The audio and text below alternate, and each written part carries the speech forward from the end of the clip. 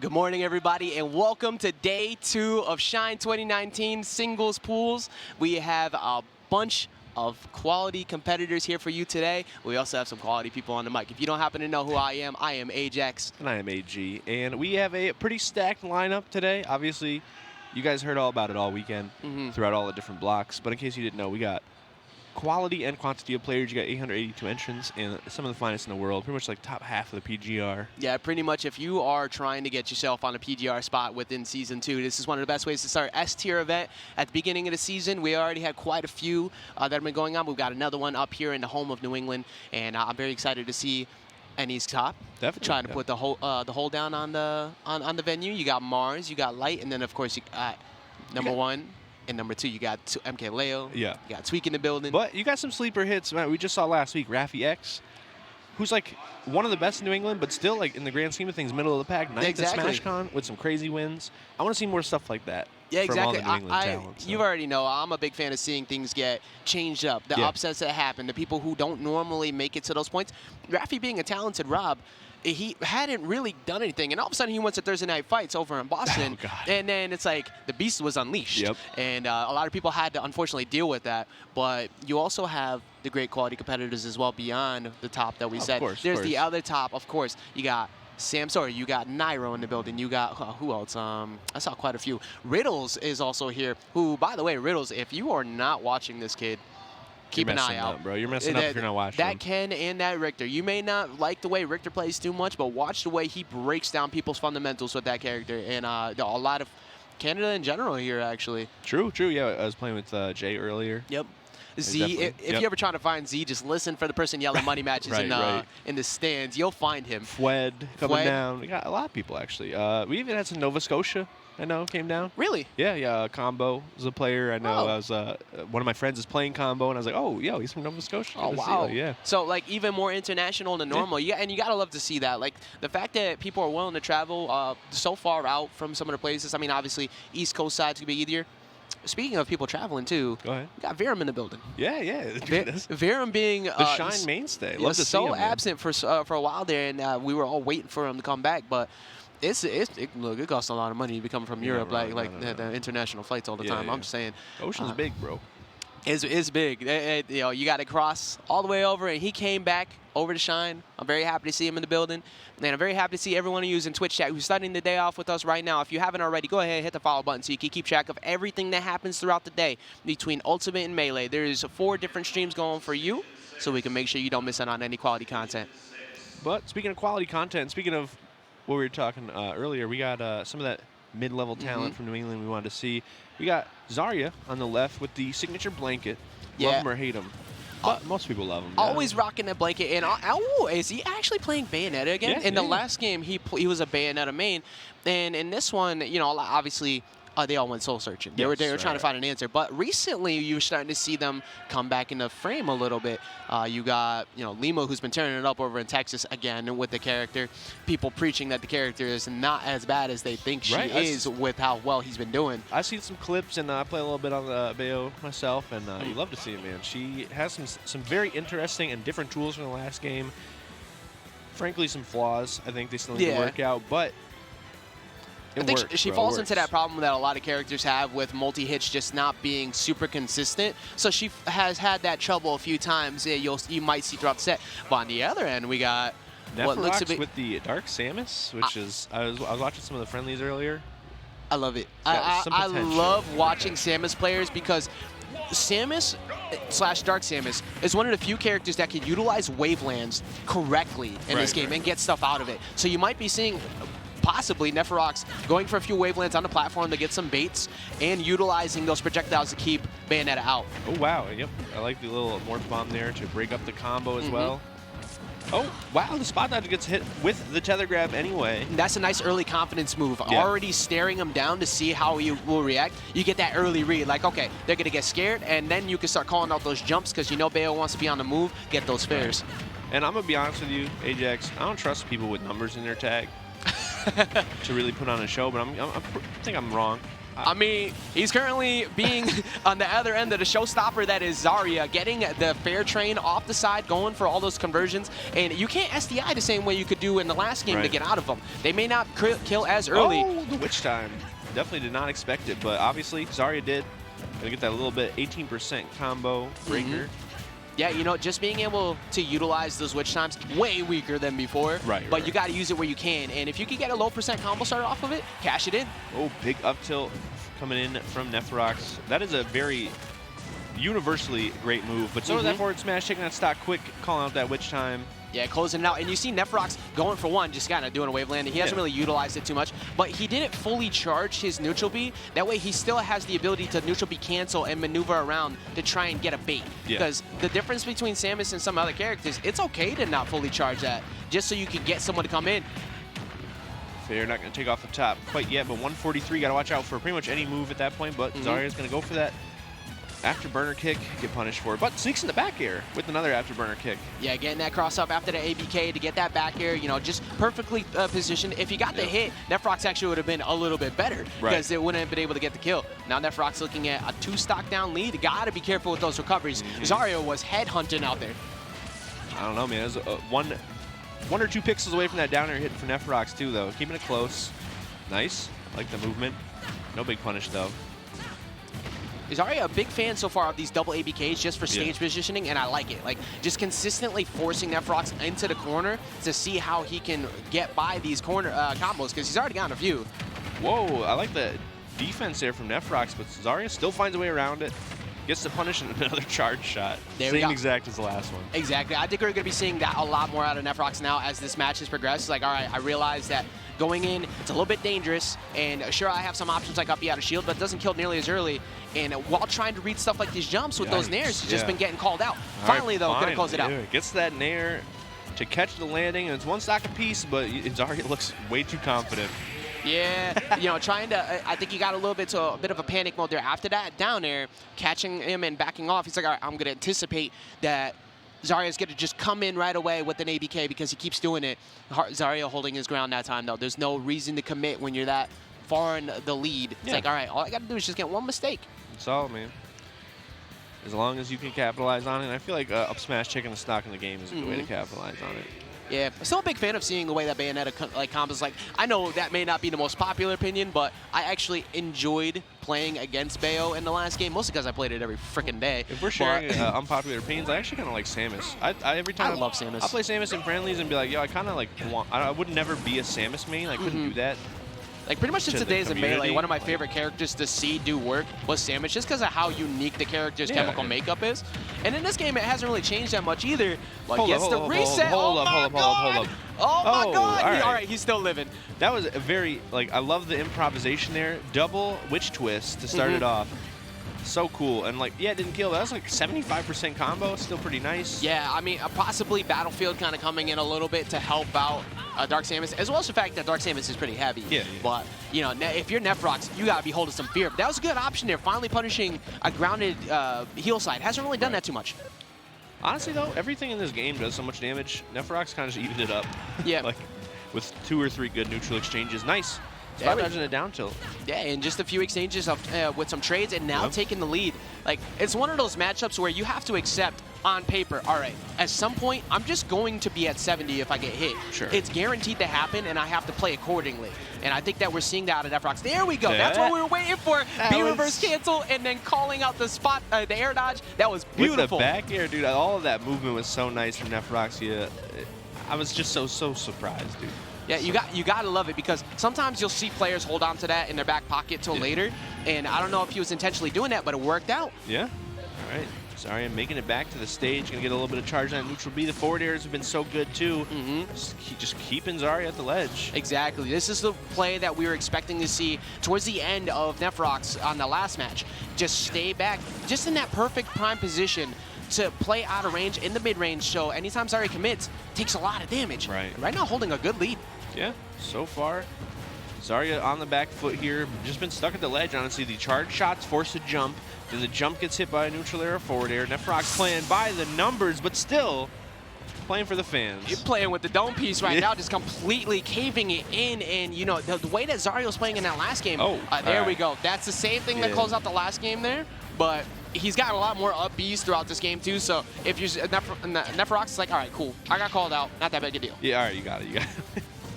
I got a couple more of those, though. It's no big deal. Yeah. Nice little combo.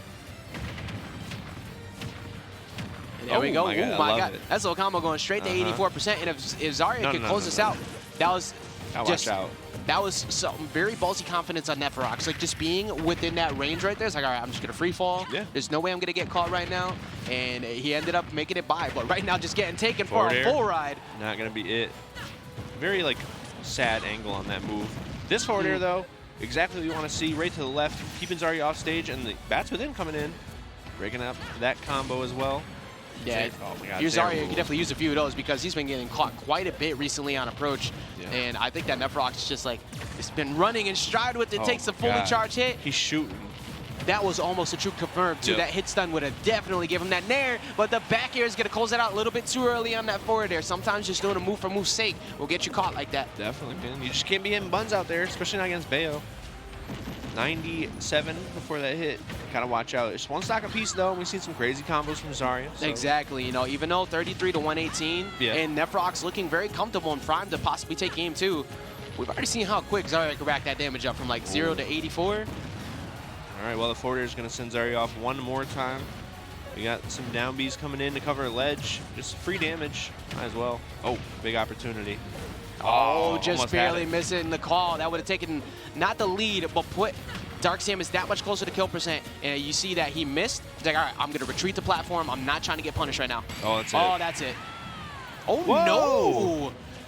Excuse me. I would put money on that. Oh, there it is. Yeah, there we go.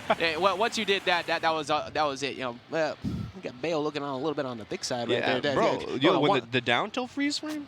Also, we were playing last night. If you parry with Bayo, she has the sickest poses. Like, yeah. Like, she is that character that just reminds you how bad you are. Like, if you think you got something, the taunts, the style, the posing, like, we saw it a lot in the last game, but they didn't lose that flavor, and I'm glad to see it.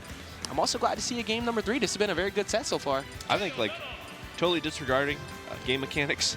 Yeah. One of the best design characters, for sure. Really just oozes style.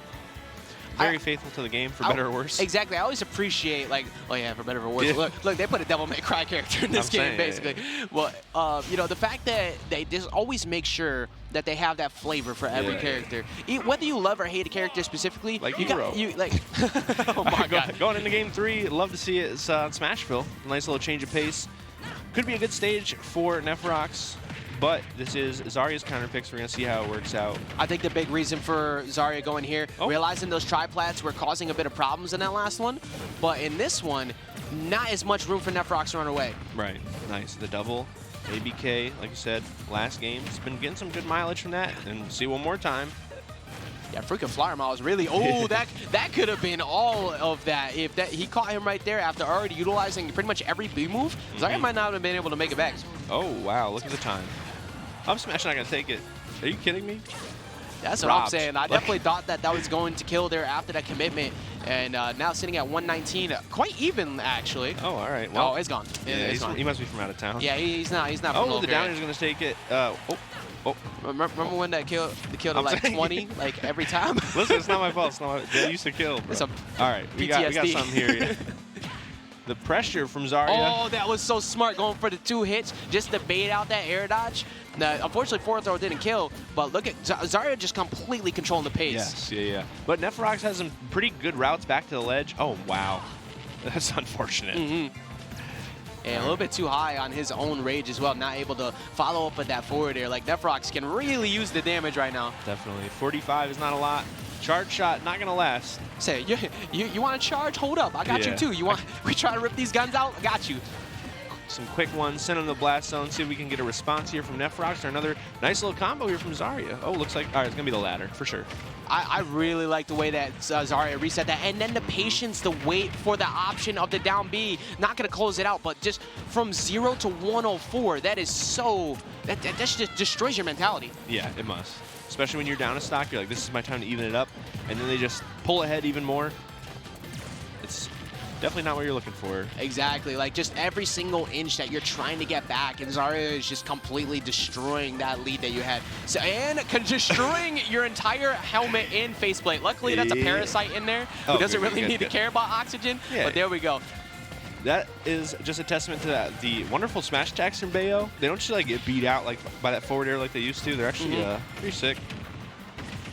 Speaking of sick, this could be a big thing, except Bats Within is going to come in and provide that plot armor that Zarya was very much needing. Let's see here. We got another. Dude, the combos from Zarya, people might not appreciate this, but even if they don't connect, he just is there with the follow-up regardless. Nice. Exactly. I like the mental awareness that he had a second ago, too. After hitting him with that... Oh! Is it going to come out? Oh, he got out of it. That could have been a full drag down and just called it a day, but now Zarya putting it at one stock apiece. I definitely just saw a figure hit the blast zone, and I was like, is that it? No. Yep. Fortunately for Zarya, the wrong person went to the blast zone, so we still got one more stock on each of these players. See what we're going to do. If you're Zarya, like, even though you've been dominating this match, you got to play slightly worried because you already saw how well Nefrox was able to slow the game down in that game one where he was starting to run it back. Right. Game two, you got beat down on by him just playing completely patient. And he's staying patient and not committing against Nefrox. Excuse me, I was getting hit by that down there. Bayo at 15, I can't imagine kill, but you love to see it. Oh, there it is. Nice little two. Oh, interesting. Yeah, not within range to get caught by Witch Time. That would have closed out the match, but he's got to look for yet another one. It still slowed him down. Nefrox like decided to just jump back when the Witch Time hit. All right, Nair not connecting. Zarya looking for these ABKs. Oh no, punish. Yeah, you got to be so careful too, because if you're Zarya in this position or Nefrox knows like, all right, you're just looking for that one big swing. Yep. As a character that thrives on retreat, forward throw might finally do it. It's not at 204. What a crime.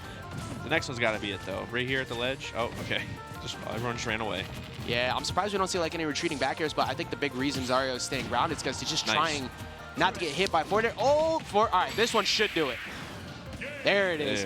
Had to go all the way plus 200%, Zarya not losing his patience, staying cool and collected, because that is an easy way to get things to derail on you. So many people love to just go in on that last stock to close it out and just completely ruin the lead. Yeah, you actually saw it in the last couple of seconds there. Zarya purposely slowing it down, going all the way to the left, parrying a projectile, running up and spot dodging the grab, and then getting a grab of his own to seal the deal. Exactly. So. And Nefrox was, he was playing extremely well. There was many times where Nefrox was trying to slow down the game to like a snail's pace just so he can stop the combo game. But there was just a little bit too much pressure from Zarya, just kind of establishing that dominance that we kind of looking like the Bale of old, just minus the kill power. That being said, Nefrox made me concede slightly on my point of not trusting people with numbers in their tag. It wasn't that bad. Oh man, you know what? He still played very well. For sure, yeah. And even within the whole numbers thing, but I am very, very happy because we don't have numbers. We have a very long name. I was gonna say it's time for the summer classes though. Here with the professor. At Shine 2019 with Professor who though? Professor MGW. You saw him and Jewel doing a great run yesterday in doubles. If you haven't if you don't know who we're talking about, this is Greninja who teams with the Robin that has been tearing it up in Tri-State, and he's the worst sales pitch ever. Yeah, he's the Greninja that teams with the Robin. Greninja. Like, trust me. No, he's not the cool one. Yeah. MGW is he's actually hilarious too. If you haven't checked out his Twitter, go ahead check it out because he put some very funny clips up there. But his Greninja very solid. Used to be an Olimar and Rob player and decided to not be lame anymore and play a much cooler character. I was gonna say last time I saw him, he's like, yeah, I play like Olimar and like Rob, and I was like, and then they got better in Ultimate, and he's like, yeah, now I play Greninja, and I was like, huh? Greninja definitely a very good character, but I agree. It's like, wait, hold up, you dropped them? That's what I'm saying. Afterwards? Right? All right, and it looks like he's gonna be up against our boy Spencer. We go way back, me and Spencer. Really? So give me some details about Spencer real quick. You know, Spencer, I feel like it's better if you're surprised. Oh, yeah? Yeah. Definitely. So we're just gonna see what happens. You know, it's better that way. We got faith in Spencer and his picks. You just never know what he might throw at you. Yeah, box of tricks, bro. We're talking about all the characters MGW plays. Don't even get me started on Spencer, bro. It is a great day when you get to see so many good competitors, and apparently MGW just deciding to Yeah, I think I see somebody in the back who's starting to go get their wallet and get the change at the desk because he just putting on an early show apparently for everybody. You know he did that on purpose too. It's like, yo, I'm on stream. Oh, whoops. Say, oh, looks man, like my shirt came up when I was taking my hoodie off. Oh, like, boy. That's very on brand for me. I had to do it to him. Yeah, right. He's going to clip that later. Man, oh, yeah, you know he is. Man's a goon. It's so fun to be around the Tri-State boys whenever they get into friendlies. Like, if you want to see good mentality for practice, you see, a lot of times in some areas, you'll see people who are just way too serious when they practice all the time.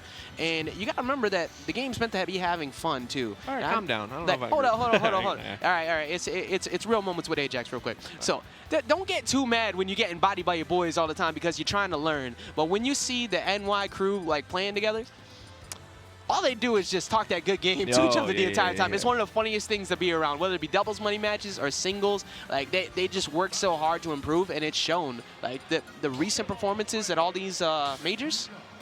All right, so Spencer wanted to say, you know what? I just want to play one character. That's what I'm saying, I'm trying to play 3. You were like, what character is he? He plays 3, bro. Wrapped in 1 in Pokemon Trainer. So we are going to go into it here on Town and City. So if we're talking about a Pokemon Battle or Greninja involved, if we're talking canonically, MGW going down because that's a crime that, you know, Ash didn't finally win. But game 1, the water battle here, I do like the idea of staying Squirtle longer because you got the fast fall in Greninja, and Squirtle got that good combo game. Yeah. Hopefully we'll see it. These guys aren't even hitting each other. All right, thank you. Like you said, eventually, but getting that falling forward air and just kind of running with it a little bit now, going straight to 54%. Some good out-of-shield action from my boy Spencer as well. The big thing that Spencer always got to respect out of MGW, though, dash attack, down tilt, all that, it's like OG Fox from the last game. It's just free vortexes 4 days. But right now, Spencer's doing a good job keeping him out. And, oh, nice. Ooh! No way that killed. Thank God. And you know what? I mean, Spencer's showing us that he got that. Like, his mental awareness for this character, tech chases, you see he was already going for it again. It's pretty free. Might as well just switch to break it up. Love and the swiftness to also utilize the bullet seed because he was within a scramble spot. It's like, I could get him off of me. Luckily, he didn't get punished for it, though. It's nice usage of the Razor Leaf here. See what we got out of shield. Ivysaur, like, near out of shield is like, you just see it all the time. So MGW is ready for it. And MGW getting himself in a prime spot, and eventually you know he's going to be looking for that again. He's now used the Pokemon Switch twice, but once you get that big body in the way, it's so much easier to confirm. And MGW, after being behind, takes the first stop. All right, but 140% gets the tech. Nice. Definitely got to watch out for pretty much anything at this point if you're MGW. Try and get some extra credit while you can. And see what happens. Exactly. And Spencer not afraid to play off stage, even with the Ivysaur right now. And usually you'll see them just kind of retreat, do that down air. I like the DI mix-up idea there, trying to hold away. So falling forward air, they're going to close it out. Forward air killing off the top. What a time to be alive. Just can't kill him at, 100. Why not kill him at, like, 200? Exactly. Said just dropping on him real quick. Got to go for that type advantage. All right. Some pretty good combos there. 31%. Yeah, they're definitely, Spencer not lacking in the combo department. No. He every time they've gotten to this point between the first stock and now, he is dominated at the beginning. But it's as the match progresses that MGW's like, all right, you may have been able to get the damage on, but can you kill me? Right. And that is definitely where MGW is a lot better. Definitely in that department. Yeah, getting all those true combos between down tilt into up smash, or right here. This is that vortex we talked about before, but finally Spencer getting a trade to stop it. But evens it right back up. That was like 2 combos from Spencer and 1 from MGW, and it's like MGW favored. There's a switch. Yeah, Spencer putting in these. There you go. The back end to the Vine Whip, maybe not as strong as before, but still something you got to respect. And if you DI that incorrectly, you are going to get deleted. All right, another nice switch, dude. Spencer switching out so it doesn't get hit by that forward air. Switching to Squirtle, though, might be a problem. Yeah, I think part of it is just he was a little bit afraid of what happened last time. He got crowded so fast, and he just wanted a good escape option to eventually get back to the Ivysaur. Very risky, though. Oh, wow, tries to get the jump. No luck. 122 to 103 right now. Spencer at the ledge. Yeah, you see Spencer, I think Spencer was eyeballing MGW to see if he'll try to come in so he can maybe do the re-grab Vine Whip. Yeah. But MGW's like, no, I can play right from here. I can dash attack you, get it confirmed. I can throw out a water shuriken. Got nothing to worry about. All right, nair forward air, not going to hit, but the switch coming out anyway. Looking for a throw here, probably. Oh, up smash. Exactly. Perfect time to switch to the Zard, if any, between the anti-air up smashes or the throws. But forward throw should take it out. Wow. 165 is I didn't know that was his kill throw. Forward throw? Yeah, forward throw and up throw, both being kill throws in this game now. So, I mean, Greninja definitely needed that. Right. But, you know, Squirtle also has a kill throw on his own, too. You got to be wary of that yeet at the ledge. Oh, okay. It's the diet Dr. Mario, bro. Yo, Dr. Mario got the best back throw in the game. Just straight up chucks you. So, yo, get off my hospital bed real quick. All right. We got a combo here from MGW. 51% from like 3 hits. Mm-hmm. If you're Spencer, you got to always be watching for the fact that MGW's going to go for those. Yeah. That Shadow Sneak, if you were recovering high, it might come at you, and it kills dumb early. All right. Oh, we got the back throw, and there it is. We should... 84%, and we've already seen how quick Spencer can rack up damage, so it's not like this is a bad spot for him at all. He's taking a lot right now. Yeah. We've seen a lot of side Bs coming from the Squirtle. Ill-advised. We've just gotten punished for the most part. Yeah, he's also reached that percent window now, so it's going, ooh, wow, that surprised that even picked that up off the ground at that point. Looking like Cloud.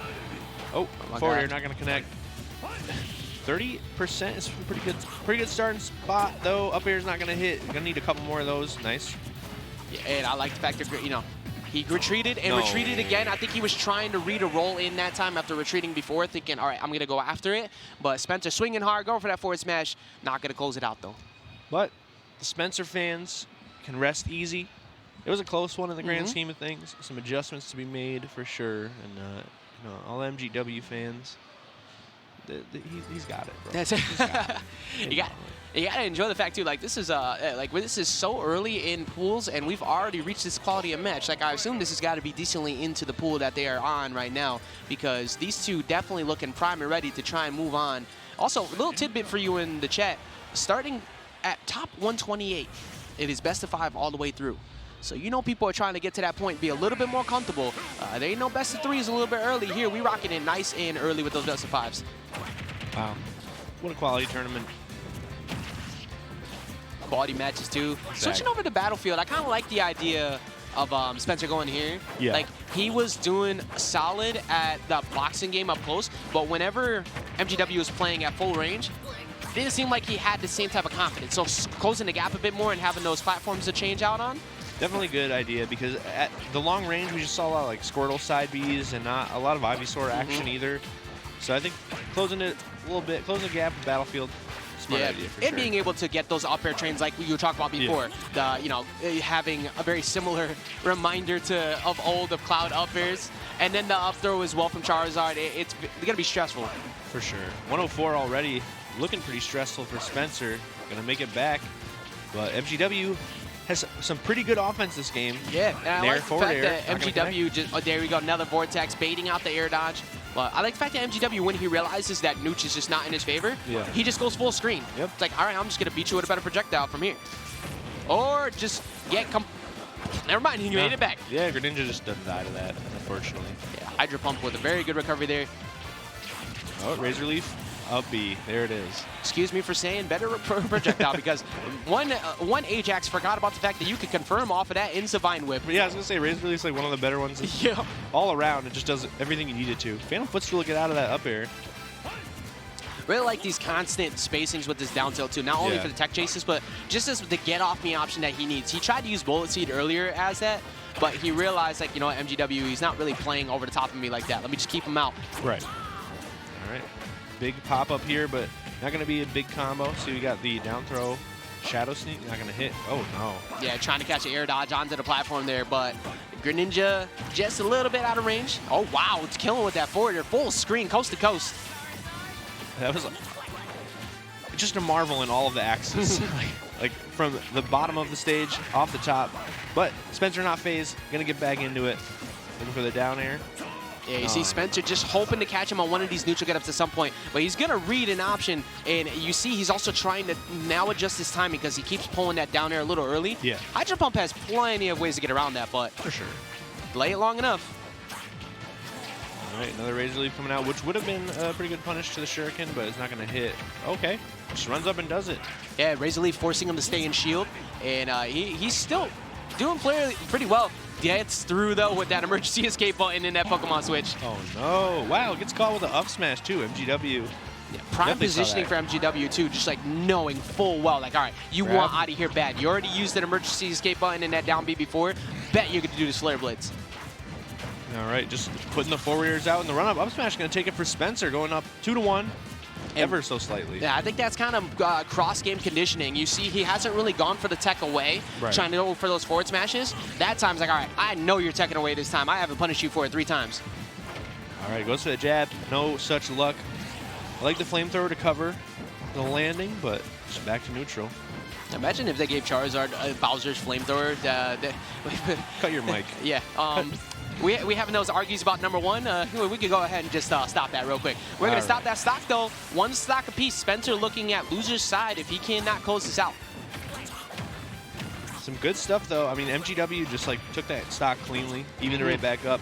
But now, ironically, Spencer looking better after losing that stock.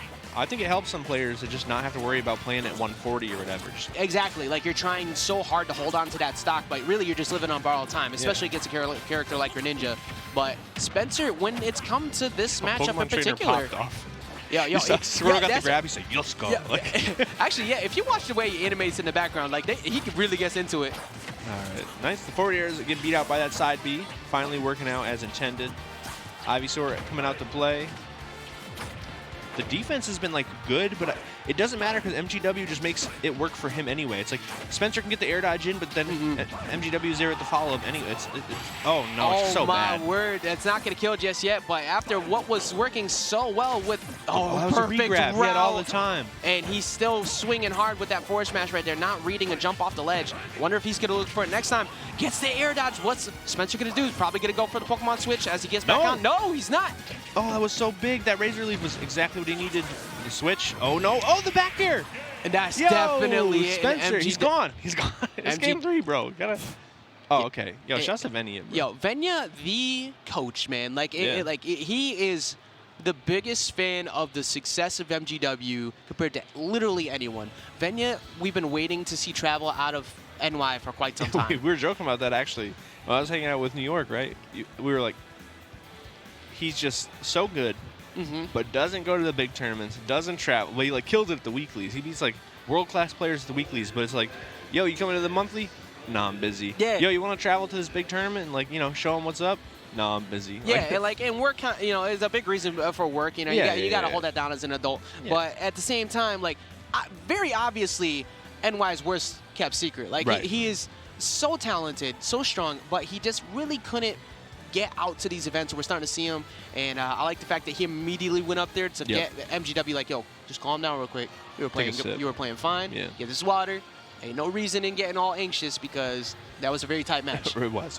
And honestly, MGW was playing well. Like, we saw the forward air to force the Pokemon switch into the up smash was just like a few frames off of hitting, and then immediately the drop down back air answered the stock. But he was playing well. Spencer, however, if he can keep that up in this game 3, might see a little bit. If he consistently keeps getting those strong combos we've been seeing with that Squirtle, the way he's just been able to box out MGW, where Greninja is normally the one who does that boxing that well, that's stress. So we'll see how it goes in game number 3 here. We're going to be starting off on PS2.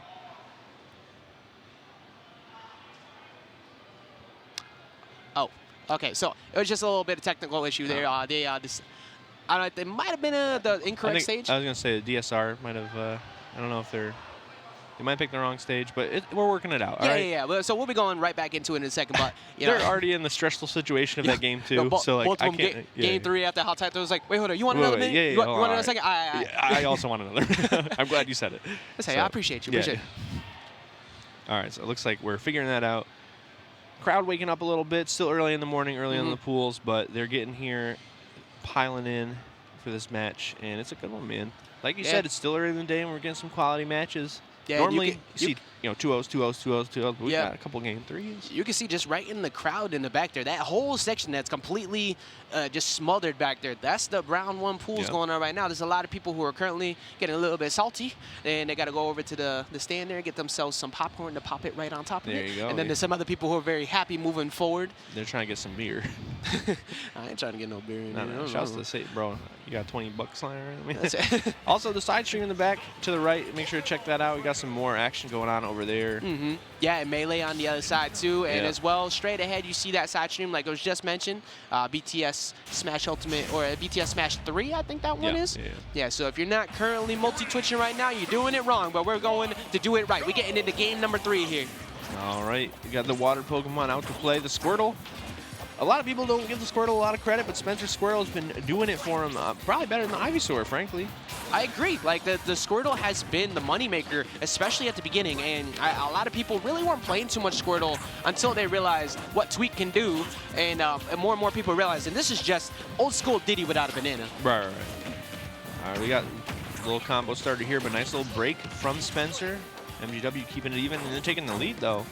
Yeah, maybe not necessarily a combo, but reading the incorrect defensive options twice in a row, and that's been a big key factor of MGW's success by comparison. He may not get the same long strings, but he's been calling out the incorrect defensive options a little bit more than Spencer. Definitely. All right, there's the Ivysaur. Just going a little high with the Razor Leaf, but still answering with the back air. Interesting. Yeah, I'm kind of surprised by that. I think it was anticipating that he was going to get called out on a jump and kind of panicked a bit. Yeah. But it's okay, though. Didn't take any punishes at all. Still holding the lead. Just barely, but... Ooh, dash grab. Nice. Waiting for the air dodge, but no big punish. I like the idea, just not the implementation.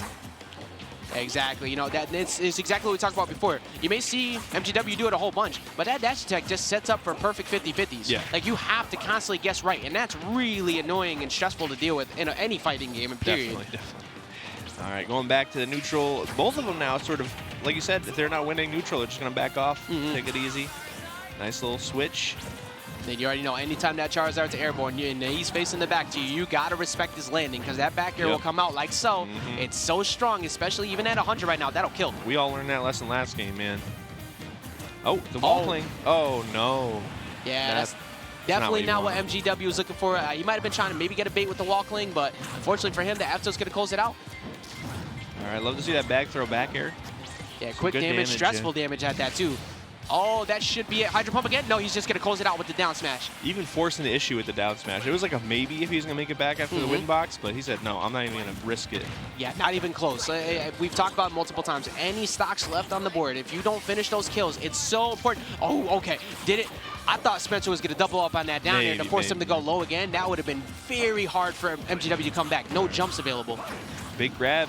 Up throw, up B. 80% on MGW, and the forward smash finally connecting for Spencer, but still not going to take it. Yeah, everything that Spencer needed. We were talking about how well that Squirtle's playing so far. It went 0 to 100 real quick. Yep, I was going to say, prove me wrong. Goes to the back throw, no luck. Forward air is going to trade with the dash attack.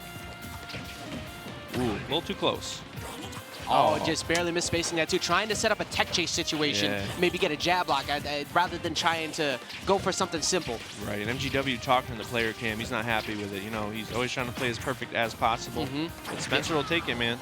Yeah, MGW, very passionate player. When you see, like, he wears his emotions on his sleeves because he wants to know, he wants to prove to everybody that he's that good. Right. But when you start to wear those emotions on your sleeve, you let the opponent know that you are feeling it, and he's going to feel that down air. Spencer, nice, comfortable lead. He was like 1 for 20, but that one really counted, man. Yeah. Finally got it, taking that stock, and this might be MGW's winner's life. We'll see. Exactly, you know, and that one that counted was so important, but now confirming into it, getting it. Speaking of holding on to things for quite some time, that Shadow Sneak gonna come in and seal the deal. Oh my goodness, and it did. Both the players woke up after that one. We'll see who can take this last stock in this last game. So far, Spencer looking nice. Combos getting started. Hydro Pump getting caught out. Very similar to that Flare Blitz read that we saw earlier. Just Spencer head-hunting him down. And now, you got to be so worried as MGW. At 88%, yeah, but you get ripped in the wrong spot. Spencer's messing up a little bit, getting a little too excited, but the back air. Is he going to stick with the Squirtle? No, he's going to swap over to the Ivysaur. He wants that back. Really wanted him to jump, not having it. Back air is going to start this exchange here. Razor Leaf getting hit with the neutral air. Tense, bro, tense. I don't know about that. Yeah, swapping into Charizard, trying to go for that big swing, but it's going to be a miss. Oh, no, up throw on the platform. No, with some good DI, he might still be alive, but he's going to go straight to the blast zone. And if you MGW not too happy with that one, he's going to get called out. But Spencer, you got to be feeling good. That was an extremely close set. Let's go, Spencer. Shouts to the boy. Really did it. The up throw on the platform, like, once I saw that grab, I knew it was it. Right under the platform is exactly where we want to be. Pretty much exactly the percent he needed. Yeah, you get a lot of times where you'll see somebody who has like a good DI, and occasionally they'll just kind of like squeeze by. They'll get through. Right. Not that time. That's an L that he's gonna have to hold. And that's gonna be one of NY's favorite boys going down early into losers. That's all right. Well, I know one thing about all the players in NY is they have that conviction. There it is, dude. MGW. Yeah, you always see the passion on his face there, but also you saw like just that stoic calmness out of Spencer, and that's something that you just have to do. And you see right there, there's that anger pop-off that he had because he was so close to taking game 2. He was really dominating in a lot of spots, but Spencer ran it back. And there it is.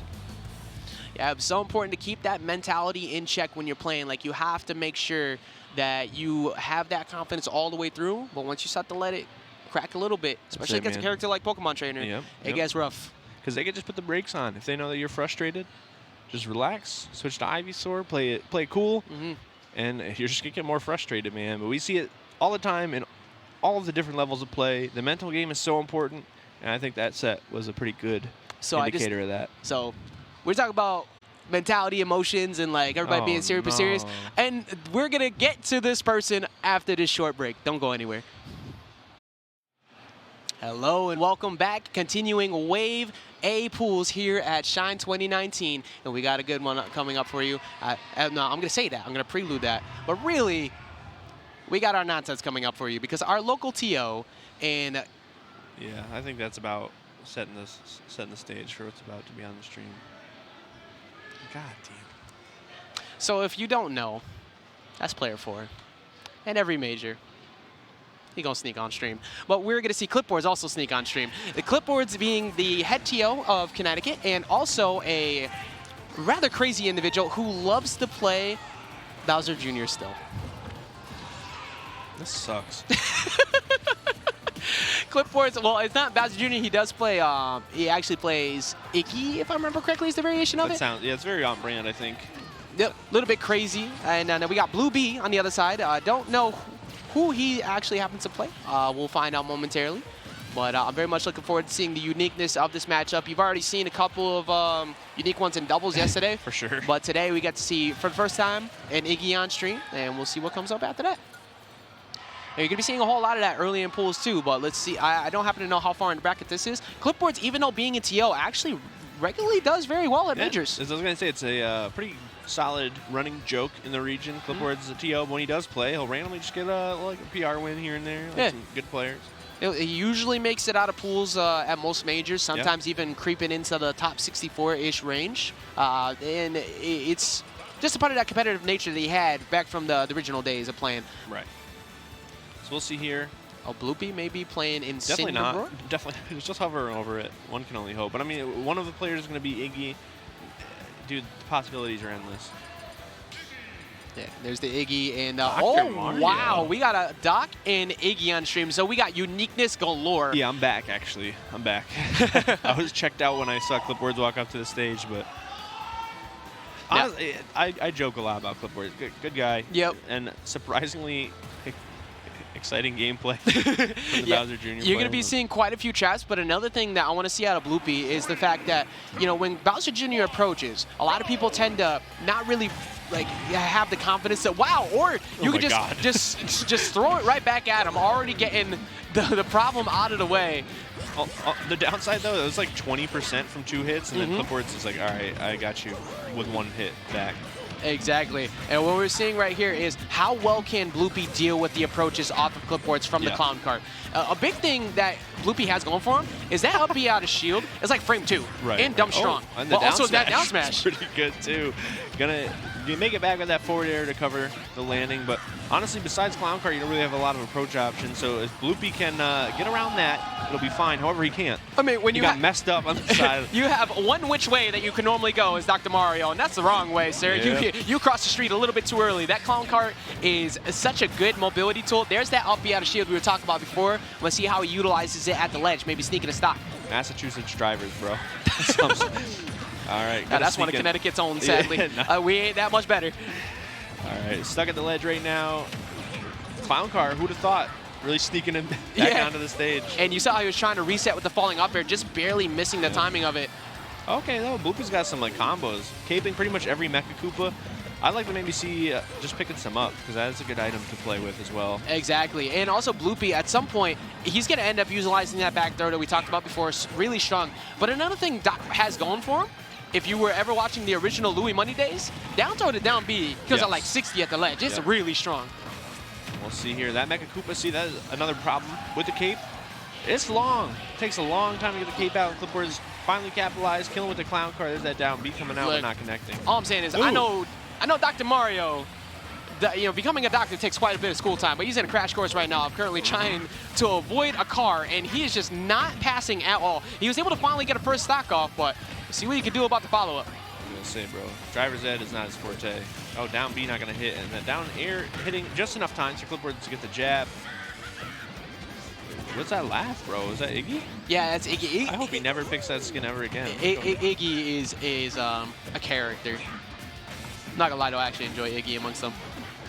Wild. All right, clown car coming in finally. Down B's going to connect. Bloopy with the stage control, and the forward smash not going to kill, but gives a lot of room to breathe. Clipboard. Oh, and that was a perfect trap right there from Clipboards, forcing him to get up and have to hold shield. Yeah. And then he's gonna want to jump out of the way because that clown car, the Mecha Koopa is coming. Absolutely amazing ledge trap from full screen at that too. Right. And honestly, that was just some conditioning from Clipboards and frankly failure to adapt from Bloopy. The Mecha Koopa, like I said, I kind of want to see him pick it up, just grab it, shield it so it dies, but like the cape has just been punished so hard, so many times by Clipboards. And that's probably what won him the game. Yeah, I kind of want to see maybe him utilize the Mecha Koopa, throw it down, then confirm into a down B. Because if that Mecha Koopa has a very predictable range if you see which side it hits on to try and combo that, or even go for that new down air out of Dr. Mario. I love watching that down air hit. It is just so disrespectful. Kind of like the fact that Clipboard just stared into this man's soul, holding his hand. Yo, when's Clipboard's getting his HBO special, this comedian over here? I get it on Comedy Central nowadays, so that way it's only like maybe 10 minutes at most. Yeah, I was going to say with commercials. All right, going back into it, the up air is now a problem for Bloopy on this stage, but possibly using the platforms to extend the combos. Oh, no. No. You don't ever want to see it happen that which way. Hold on, I'm hearing from production that you hate to see it, actually. Yeah, you really hate to see it happen to him. That's too bad. Did he unplug his controller in the middle of that? No. I wouldn't put past Clipboards to actually reach over and unplug. That's a good point. All right, jab coming in. Bloopy, you can't let that get you, obviously. Exactly. And there was a couple times where Bloopy had the right answers. He was using those up Bs. He's been consistently caping the Mecha, but now Clipboards are starting to bait it. Like right there. That's what I'm saying. All game one he started doing that. Like the second half of game one he started doing that. You gotta adapt. Exactly. And one thing that Clipboards adapted to immediately was that Bloopy did not down B first to get himself a little bit closer. Dr. Mario with that very linear recovery, like not too many options, closing it out with that edge guard. This is kind of rough. Yeah. All right, Clipboard is going. He was on one for that combo. There's that downer you wanted, but instead it's going to get him killed, Ajax, so what do you know? The reversal edge guards doesn't matter, though. He's just going to die outright, and looks like after Clipboard's held onto his hand and looked into his soul, he kind of stole the soul with him. And the crowd absolutely getting into it already at this early in pools. Like I said, Clipboards, he's just a TO, man. Just TO. He's just a TO. But Bloopy hopefully could make a run back. I thought Clip fell off the stage. I'm not even gonna lie, I probably would have laughed more than actually went to go like help him out. Oh yeah. I mean, he's so tall. There's no way that he could be hurt from. The man is straight up a giant. Like he's like. Yeah, Bloopy is like an average-sized man. Clipboards is just a giant, so I'm sure he would have been fine. It's like a couple feet. Yeah, just a little bit, just a slight fall, but wake him up a little bit. But right now, Clipboard's going to be moving on in winner side, and you saw we joke about him a lot because he is our boy, but he, a very very strong play, adapted very well to the capes, the uppies out of shield. Yeah, he used like 4 moves. Yeah. 2, and it worked. All of them worked. So. Yeah, it's pretty much just like cashing out the spin on the cart and just getting the kills over and over again. Down B, side B, forward air. I think I saw maybe a down tilt. That's the game. They even make him level up, man. Like, it wasn't even his second form. Oh no. Oh boy. So will we ever be free from we're never this free tournament? from the Reggie. We have player 4 who is currently sitting down right now. Hashtag free Reggie. He made it. He made it. He's free. He made it. And we're celebrating. We're celebrating because look, I got nothing, man. I got nothing. I can't keep up with player 4's antics. So player 4 being a very talented Peach coming out of the Long Island area where you usually only see Yoshis. And on the other hand here, you know, talk to him. Yeah, this is actually this is another good friend of mine from way back. We used to play back in the day. It's your boy Pickpocket. Oh, Pickpocket. Oh, Yeah. okay. I actually can look kind of familiar, but Yeah. like I Pickpocket being one of the more talented villagers. You don't see nearly as many villagers nowadays as you're used to. True. Oh. Good. But love to see Pickpocket. I think it's gonna be an interesting match. And all right, I'm lying to you. I think it's going to be as good. So you're going to be seeing, this is a matchup we're actually quite used to. We got a little bit of sadness in our hearts because we regularly have to see Ling Ling and Interrobang go toe-to-toe. Yeah, at least now it's Interrobang's Joker, but we saw a lot of Peach Villager, and it was as exciting as one would imagine. It's usually that time of the day where you're like, all right, hold on, I gotta get my taxes done, right? You know how many people?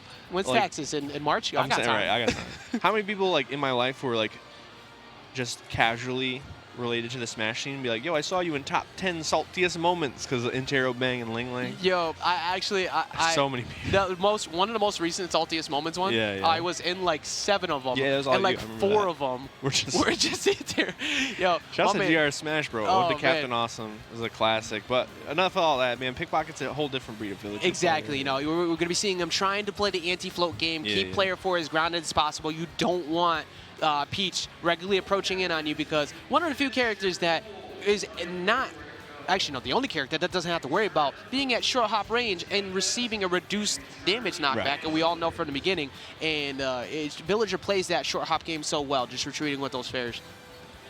And honestly, like if you're a villager, you don't want anyone to get it on you, but definitely not Peach, because I've seen some of those player 4 combos and they're looking nice, but I do think player 4 is more of a neutral base Peach.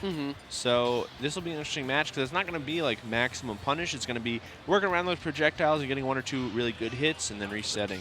Yeah, and also player 4 is a bit that's not reserved right. except for when he decides to go for the heavy swings. Yeah. So you might see him wait for the beginning of a Lloyd startup as the match progresses towards the end to go for a Peach Bomber to punish it, because he does actually play this matchup often, except we're not going to see the matchup played at all. No, player 4 was a rude dude and just hit start before Pickpocket was able to get either of the 2 tags that he made. Yeah, so like with Clipboard's tag and with Clipboards, you quite never know what might be on there. Also, how's Emily feel? You know, like all of a sudden there's another guy with her tag, like, her name on stream. Like, it's like, hey, look, Clip. That a can of worms. I'm not trying Clip. We need to talk. Yeah, who's this guy? Like, going back to Stadium 2 to start it though, that much is staying the same.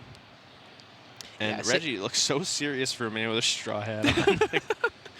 Yeah, see, like the man is he may be a goofball, but he's ready to compete. Sure, he's been regularly improving at a lot of majors recently. Another one who consistently gets out of pools. Usually has some solid matches, but runs into a little bit of bracket unfortunate. But if you're trying to improve as a player, you got to be able to beat those who are seated above you. Yep. So we'll see here. I think he is the favorite to win this one, but it's not going to be an easy one. Yeah, no, for sure. Pickpocket has made a name for himself. Pickpocket watching an anti-Peach guide? Come on, man. We got to play a game. Wait, hold on. I got to pull up got so many channels hold real on. quick. Where's the Sam Sora guide on how to beat Peach? Where's the Smash? Oh, it's just Sam Sora cooking food. All right. Okay. All right. So yeah, I know what these numbers mean. All right, we're going into it. There it is. Tags are right. Stadium is chosen, and we are here in this best of 3 in pools for singles wave A. Yeah, it started things off pretty much exactly how we expected. You know, player 4 trying to find a good turnip to use to find a way and approach in, because you pretty much don't want to go in there head first without your own projectile to try and stop Villager and keep him grounded. Yeah, you pretty much don't want to go in there at all. Yeah. You know, Villager may have that smile on, but he's just not inviting. Oh, all right. I like that coverage in the dash tech. This is a really good stage for Villager because of stuff like that. Those stadium platforms are a really good height.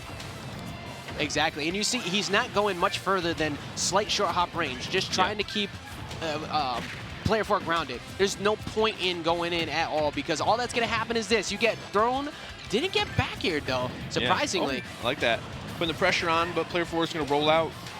And the thing is, the Villager hits just don't do a whole lot. So Reggie's already keeping it kind of even. Yeah, in the war of attrition, at the end of the day, like, Peach can even it up with one good string. Yeah. So you have to play so perfectly as Villager and win that slow chip war. And sure, it may not be the coolest thing to look at, but it's the smartest gameplay to take here. You do not want to go in. Unfortunately. All right, 80 apiece. Dash Tech gonna open up the neutral. Player 4 with the turnips. Not gonna get anything going, but the back air is gonna put him back to the neutral start. Exactly, pretty much dead even here with Peach. A little bit more kill power in her favor from the aerials, but obviously if player 4 falls asleep on a spot dodge or something, that forward smash can delete that stock. Yep. Good Tomahawk though, gonna get stage positioning. Turnip coming out one more time, but the forward air is gonna interrupt whatever edge guarding plans player 4 had. Sadly, he had some insurance. Pickpocket making it back to the stage. Back air is also something player 4 is going to watch out for soon. Exactly, and also Pickpocket doing a good job of watching. Oh, ooh, there we go, goodness. looking for the spot dodge right there after a little bit of a scramble, but Pickpocket not going to hit. Does get stage positioning, though. You got to watch that. I'm surprised. Yo! You know what? That's so why he didn't pull smart. it. Yeah. Because like you were also worried about the axe in that situation, but then it Mm-hmm. turns out, man, the back air is still going to do it, too. Yeah, because eventually that invincibility is going to run out, so you Right. got to move. And Pickpocket realized, like, you know what? If he just gets through with the animation that keeps him safe, he might not get hit by this tree, so let me seek out that jump. Right. And it worked. Now stuck at the ledge himself. See if player 4 can get one of these forward airs he's looking for. Yeah, maybe even if it's getting close to where back throw will kill him now. They did nerf that move pretty hefty. Yeah. So if it's near the ledge, Pickpocket not trying to give him any positioning near the ledge, though, just going in now. Honestly, when Sheik does that, it's cool. But when Villager does it, miss me. Just forward air, forward air. Depending on who you happen to be, the fair trains are... It can be a little bit stressed. That punish on the Toad was suboptimal, to say the least. But back at it. Yeah, Parry on the forward air. Parry into jump away. Gotta love it. I like the way how Pickpocket has just been dealing with this, though. Like, Yeah. he's been running along with the Lloyd to see how player 4 will react. And now this time, yeah, that time looking for the roll read, but gets stuck at the ledge. But that was a quick reaction out of player 4 there to get out of there. That was dangerous, too. He just Yeah. ran through the tree to get the grab. Yeah, you got to have some kind of confidence in a titanium set to want to even take an idea of moving there. Gonna finally get his first point, though. But now we see the back airs coming out. I want to see more action on that, like the Toad counter. You got to punish that if you're Pickpocket, man. It takes a long time to come out. Exactly, and on the other end of that, too, you want to see player 4 start to actually go in and punish the Lloyd startup, because Right. that's one of your few gap chances you have to beat Villager. Right there, we saw it. Bro, he's listening. Good to know. Tell you, man, like they can hear us from here. That's like the 4th time I've there, already yep. realized people reacting that, or I just Oh, know. wow, But the what we down know, smash? You never see that. he digging that grave. It's good, though. All right, set up the tree. Player 4 also just taking a minute. Oh, the wood's out. Let's go. Oh, it's gone. It's Yeah, gone. he knows that Peaches are very good with those item game comments. Like, I'm not trying to have any bits of that right I was now. going to say, he ran right over to it and chucked it, bro. He's like, no. No one's playing with this. I'm looking forward to when player 4 finally pulls that bomb, though, and it gets Yes. pocketed. Oh, no. And he has to worry about it the entire match from that point This is forward. dangerous. Yep, that's Oh it. my word, that Axe bringing that shield down just enough to get that shield poke. Honestly, there was nothing that was going to go well for player 4 in that situation. Like, Exactly. Roll in, get hit by Axe, get knocked into the tree, die. exactly. Spot dodge, get hit by Axe, get knocked into the tree, die. Jump, knocked Die. into the tree, die. Like, you pretty much just needed to hope that you got a hitbox out that could stop the clank and hope Yeah. for the best. Exactly. Maybe Or, see the or Toad. Toad counter. Maybe see the Toad would have actually destroyed Pickpocket right there. Not even. It was, just like knock him off. The multiplier on tree is dumb. Yeah, like, it's I've seen like- some people die at like 20, but No, then no, again, it was full to the left side of Yeah. the screen, but he would have lived. Player 4 getting a little bit serious though. The hat coming Okay. off, the jacket coming off, jersey out, time to play. Might be a little bit too late though. Going into this game 2 on Battlefield, Pickpocket may just be tweeting on that free Reggie hashtag after this game, or maybe we're going to game 3. We're about to find out. Yeah, the purpose being a little bit out of Reggie's favor, hopefully. That won't be the tweet that he's got to do it at Hopefully the end. not, yeah. I will absolutely follow Pickpocket, though, if he does do that. All right, and this is an interesting thing, too, because we saw how good the stadium platforms were. I think the Battlefield platforms are pretty much the same in that regard. The hashtags are better. The avenues you can cut off with the Lloyd Rocket and the fair in the back air still the same, but we got that top platform as well. Exactly. Just having a little bit of a different route that he can take to get out on Pickpocket, because now Pickpocket has to cover not 1, but 2 top platforms. But you already said, like, just the lane control, if we're talking like almost MOBA-esque. Yeah, yeah. It's just been, he's been controlling mid and been controlling right the entire time. Yep. So we're seeing it here. It's still working out a little bit for player 4, but Pickpocket still looking pretty comfortable here on Battlefield. So. Yeah, still holding a decent percent lead. Just like, there we go. Finally, he was trying to catch a Lloyd start up there, but Pickpocket late, just holding that shield, probably anticipating it. Another hitbox worked out for him. All right, you got a throw here. Toad is so into the throws. He's so happy to be a part of the team. Just love to see it. Oh, all right. One of these days. Attack. One of these days we'll get Captain Toad.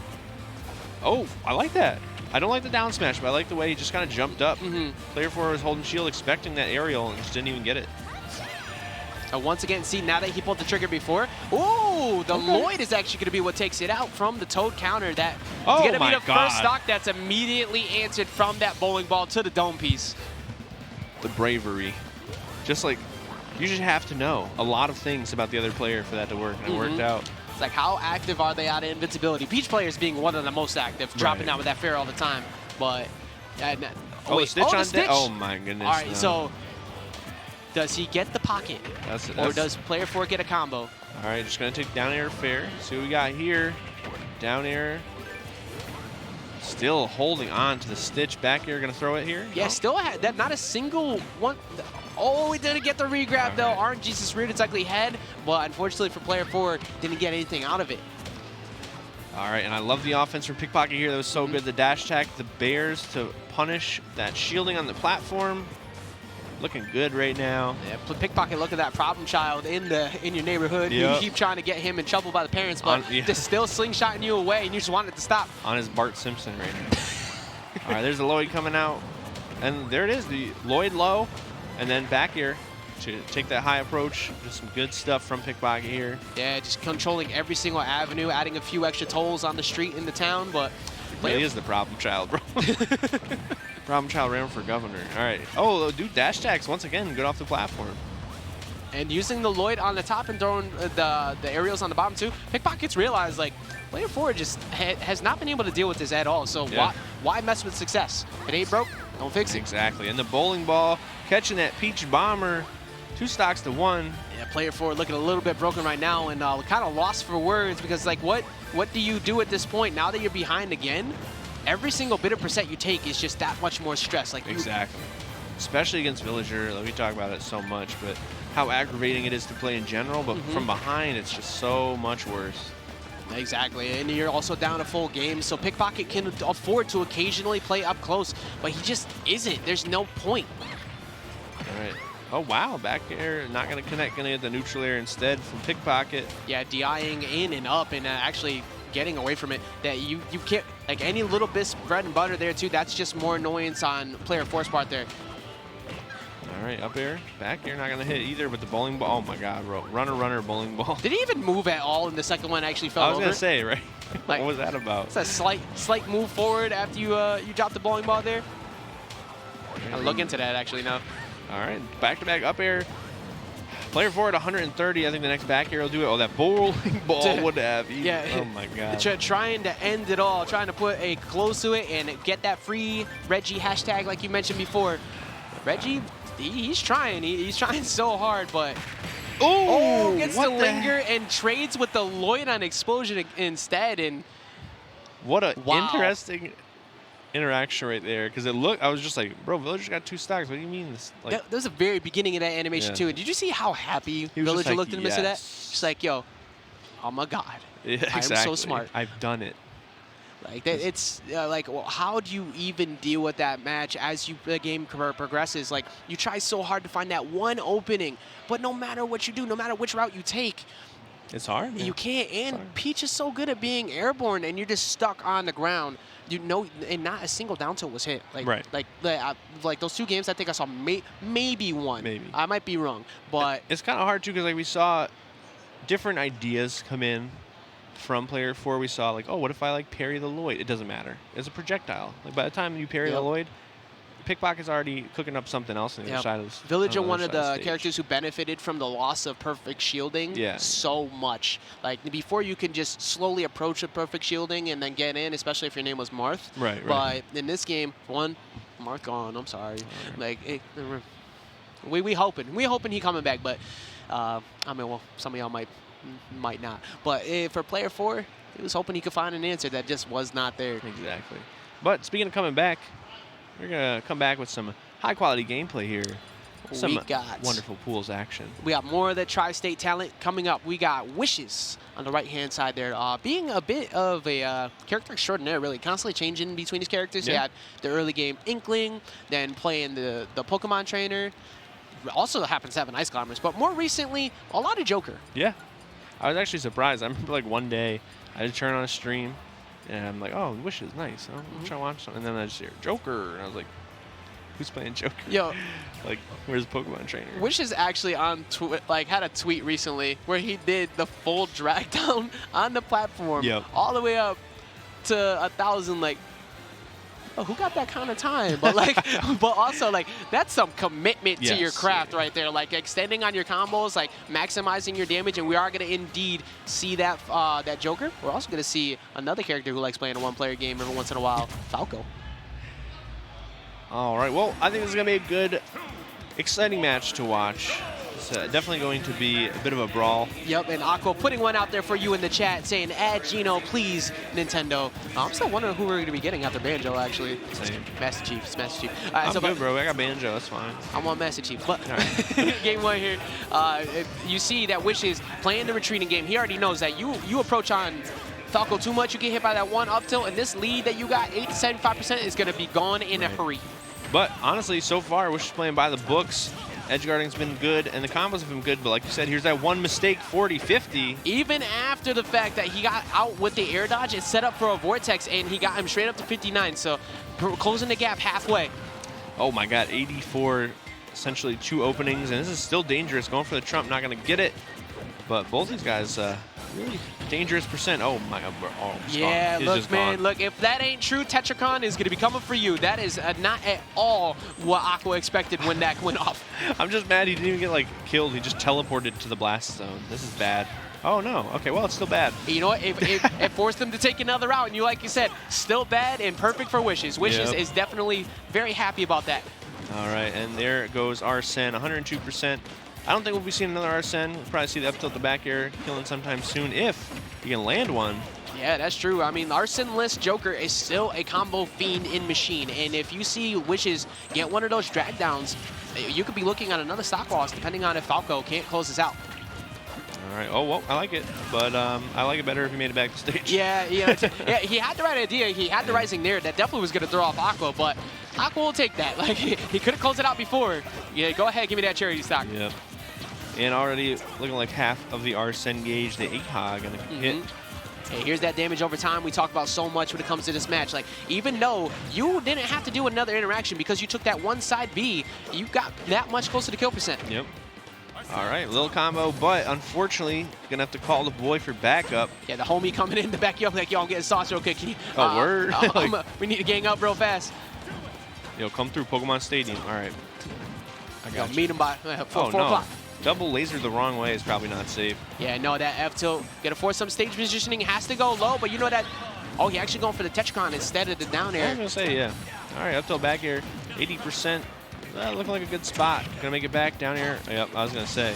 Some sort of smash tag, but none of them are gonna connect, and there it is. Yeah, I like the idea because a lot of times when people get hit right there, the first instinct is to want to air dodge and mash out because they think a hitbox is coming. Yeah. But that also comes with the 50-50 in itself. Made the wrong guess. And Wish is closing out that stop. All right. Well, definitely not what I thought was going to happen. I thought it was going to be a little closer, if I'm being honest. But yeah, and just throwing it out there, too. You know, Wish is being one of the few players in the top 50 within the top, like, 20-ish range. I can't remember exactly where he got it, who is unsponsored. So if you're looking for a top-quality player in that, like, make sure you go ahead and check out Wishes. I believe, did James get sponsored? Yeah. He did? Did he get picked up? By Team Zenma. Which is like okay. Because James was another one who was a free agent kind of lingering around. I was like, wait, why? But 2 of Jersey's strongest, and you're already seeing why here. Oh, okay. So this is more my speed. This is what I expected. Exactly. When we were coming into the game. See, the idea is you got to hype up the other players so that way you could look like a fool to Twitch chat as Aqua completely is just destroying this whole first stock. Honestly, if you didn't see game 1 and we were like, yeah, Wish is going to take it, I'd be like, huh? You just saw this game? whole different story. Oh my word, he digging deep too. There's the Tetracon, but no tech. You gotta tech those with those recoveries, and unfortunately for Aqua, gonna miss it. All right, you got up throw up air here. Gonna be way more percent than should be allowed, but you know, it's the game we play. Yeah, and if you're Aqua, like you gotta be feeling good originally about that first stock. You were putting on that work, but since that stock was there, like answered 60%, pretty much unanswered until that back air. Yeah. We'll see here. Down guns, definitely a pretty good tool. Maybe not so much in this matchup. We didn't see a lot of it in that first game, but all right, get up attack. Surprising option, but that's why it works, right? Exactly, and having that invincibility, just catch people off guard when trying to be aggressive. I like the movement in back air attempt there from Wishes. Yeah. Trying to make it seem like there was an opening. And nice. Oh, dude, the wave land and then the platform drop zone back air. Nice. Good idea going for that wall jump there, but the bad idea going for the regrab. And it's gonna cost him. Unfortunate. 3 stocks to 1 and 3 stocks to 2. Isn't that exactly what happened the first game? Both players actually smiling it off on the camera too. It's exactly what happened in the first game. You said bad regrabs. I wish like, hold up, let me show you how it's done. We're just gonna put that away. And that could be a momentum changer for Aqua too, because we're already seeing the one-player game has started up again. I think it could have been a momentum changer. I don't think it is, though. I think they're both just kind of laughing and saying, like, oh, like, who you got next in the bracket? Like, yeah. Did you check it? It's because Arsene showed up. Yeah, exactly. It's like he was playing like, all right, bet my time's done. But so is the time for Joker to be done, too, because we're back down to 1 stock apiece. All right, but we do have half of that Rebels gauge there and counting. So definitely some limited time for Aqua to make some plays happen before it gets a little too dangerous. Exactly. Like, wow, catching the startup of it. Oh, no. I definitely just expected Wishes to make that second back here. Yeah, agreed. You know, he had the perfect timing on the last one, but Aqua getting a second lease on life. See if he can extend this. Oh, no. What a dangerous spot. But Arsene right on time. Oh, that was sick. What the heck? Yeah, catching him right at the start. And that was, like you said, he had to keep track of the Arsene. The moment that it was gone, he started putting in work. When it only came back, he's like, all right, we're done here. We're done here. It's so hard to just keep confidence the moment you see Arsene show up. Definitely. And you just see the gauge, too, and it's just so foreboding and impending. It's just like, oh, he's almost there. It's and he's here. And then you just get hit by a move, and you're like, oh, no. It's that timer to the final destination that you were really hoping that was coming. Yep. But, you know, he did a good job. Like, I was definitely genuinely impressed by Aqua's combo game. He had a lot of very smart decisions. It's just that some of the defensive decisions were not really there. Like, he going for the regrab after going for that wall jump in the up B, which was really smart. It was a really good idea, but after that, going for the follow-up again, hopefully maybe trying to look for a mistech. Like, nah, go for stage positioning there. Put yourself in disadvantage when you're already behind. Not the smartest call. All great points, Ajax, but we can't focus too much on it because we got more stuff going on. It's a long day today. Whole lot of singles action coming up, and it does not stop here. We got some more stuff coming up, and it's going to be after this short break. Right after a short break. Don't go anywhere. What are you doing in September? Going back to school? Hopefully not. Your time would be better spent at Mainstage, Beyond the Summit's first ever Super Smash Bros. Melee and Ultimate Major Tournament located in wonderful Ontario, Southern California. That's Ontario, Southern California, not Canada. With a 24-hour venue, a live show before Top 8, and 6 qualifier slots for Ultimate Summit 2 up for grabs. Mainstage is sure to be a swell time. Register now and tune in at twitch.tv/BTSSmash.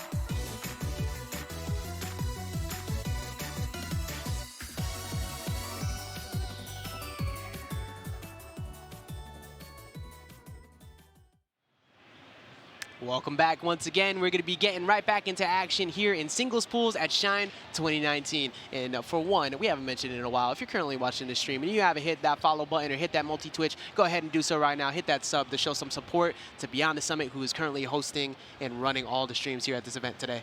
Yes, and let them know. And, you know, I want to say, we kind of throw around the word action a lot, you know, just to get back to the action. Sometimes it's a villager and peach match, and action's a strong word for what's going on the screen. But not this time, because of who is up on the stage right now. We got my main man, Goblin. Goblin Man Roy coming up next. We got explosive gameplay for sure.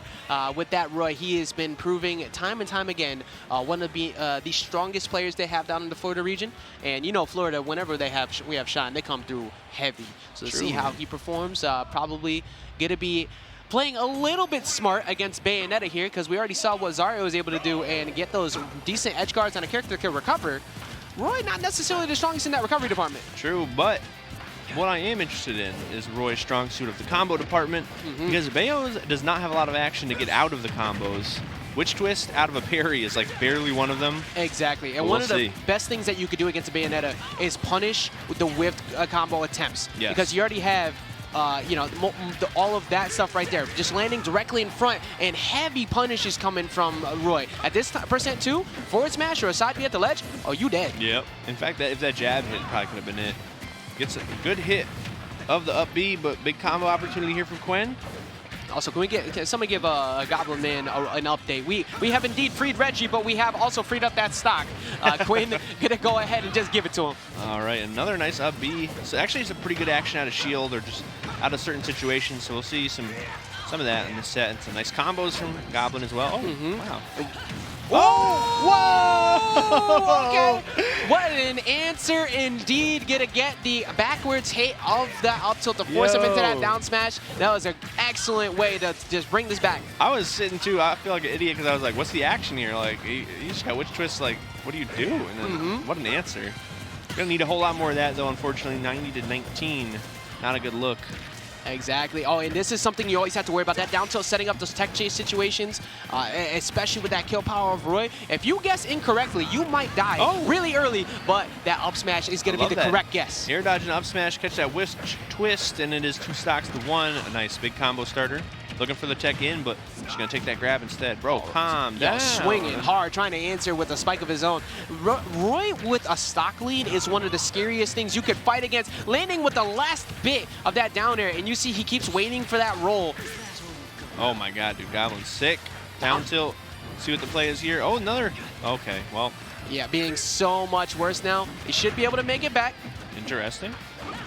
Is going to make it back 45%. Quen got a big opportunity here, another lease on life, but that's going to be it. I like it, going for the up air. Exactly, you know, not going for that back air, especially with the fact that he was on a platform, might have slightly misspaced it. Like, you know what? I'm going to go for that pivot up air instead, guarantee that sweet spot, going to close it out. All right, that was a quick one, man. An explosive game, too, honestly. Exactly. Yeah. Oh, here we go again, just hitting that backwards hit. Perfect positioning as it ended, too. Yeah, get that charge on it, you know, for the fans. You see Quen definitely looking a little bit, seeming a little bit frustrated after that match. But like, as Bayonetta, especially in Bayonetta old, but even in this game, your main thing is to stay up close and personal and rack up that damage so fast. When you have a character that can punish you as hard as Roy is, like it really changes your whole game plan up. I agree. Speaking of changing the game plan, here we got Yoshi's story. So it's going to be interesting. The third platform can definitely help out the Bayo combos a little bit, but we'll see. Honestly, the edge of the stage being angled could also help Roy. So we might have to watch out for that. Oh, wow. Breaking out. Oh, no. We're going to see it again? No, no. He's going to make it back. Yeah, held in that time to just to make it back there. But he was forced to use his jump. You saw that Quen was ready to go down there and try to get that low recovery. Oh, all right. Spot dodges to grab. Good stuff. Quen with the lead for first time ever. Yeah, and landing with the witch time instead. I don't know what he was anticipating. Maybe Goblin to attack out of disadvantage. Oh, wow. Wow, and speaking of attacking out of disadvantage, Quen with some very high levels of confidence that unfortunately did not pay off. Oh, hate to see it, man. He definitely is so excited to do it, and it did not work out. Yeah, the ABK is definitely like the main tool that you need to use to get your damage started. Yeah. But there we go, getting the Witch Twist on the other side, just getting stage positioning, but just holding down to back him off. Exactly. All right, we got another big combo opportunity here from Goblin, but honestly, the bats within have been so good from Quen to kind of break up some of them. Between last match and this one, the amount of times Goblin would try to go for that single hit jump side B to extend the combo, every time bats within came through. All right, some good stuff right now. Goblin really holding on to that stock at 150. This not going to be it because another bats within. Exactly. So good. Catching him slipping a bit, getting a little bit aggressive on recovery. You know, he's been very consistent with the fact he likes attacking while in a disadvantaged state. Okay. But it may not work every time, but that's going to not work out for you there, because that's the type of situation we're just about to point out. You get a little bit too aggro on defense, occasionally that can happen. Exactly. I mean, honestly, that's what Bayo used to do, so it's pretty ironic considering shoes on the other foot now. Down air? Yep, but he hits him off instead. All right, nice parry. Trying to extend the combo. Doesn't go with the side B, so bats within coming, doing some work again. Honestly, I wouldn't be surprised on this last stock if we see Goblin go for a jab, wait, air dodge, and forward smash, because the amount of times he has air dodged with bats within out, you know he's going to be looking for it. Definitely. Oh, that's just going to be it. Yeah, actually. Doesn't even need to. That double edge dance, so strong, dying at 83 after the hit. That kill power, not lacking it at any all. Good save, bro. Double edge dance. Can't mess that one up. I mean, they always trying to dance on him. I'm saying. Say, hold up, I got the better one right here. But all right, and shouts to Reggie. He was free actually, thankfully. Goblin with the free Reggie tag. Gonna take that stock in regular old fashioned. You know, you want to see something fancy with the conditioning. No, sometimes you just hit him with the double edge dance. Yeah, that was multiple times too. You saw before where Quen, he was on his way back onto the stage, and he did a good job of catching him off guard before with that rising up. He's like, okay, maybe if I get aggro again, I'll throw him off. But it was a little bit out of range, and that double edge dance, if the moment you get in Roy's face, that's gonna be a problem. He died really early that one too. He was like 50 to maybe 70 something after the hit. But enough about all that, because we are about to be blessed. Oh no! With now. Oh my! Everyone's always tuning into these streams. We're here at here at these national tournaments, and it's pools, and people are always like, pools are kind of boring. Sometimes it's not exciting. Well, get ready, because this is probably one of the best players that the region has to offer. Oh my God! We got our man Master JJ. Master JJ.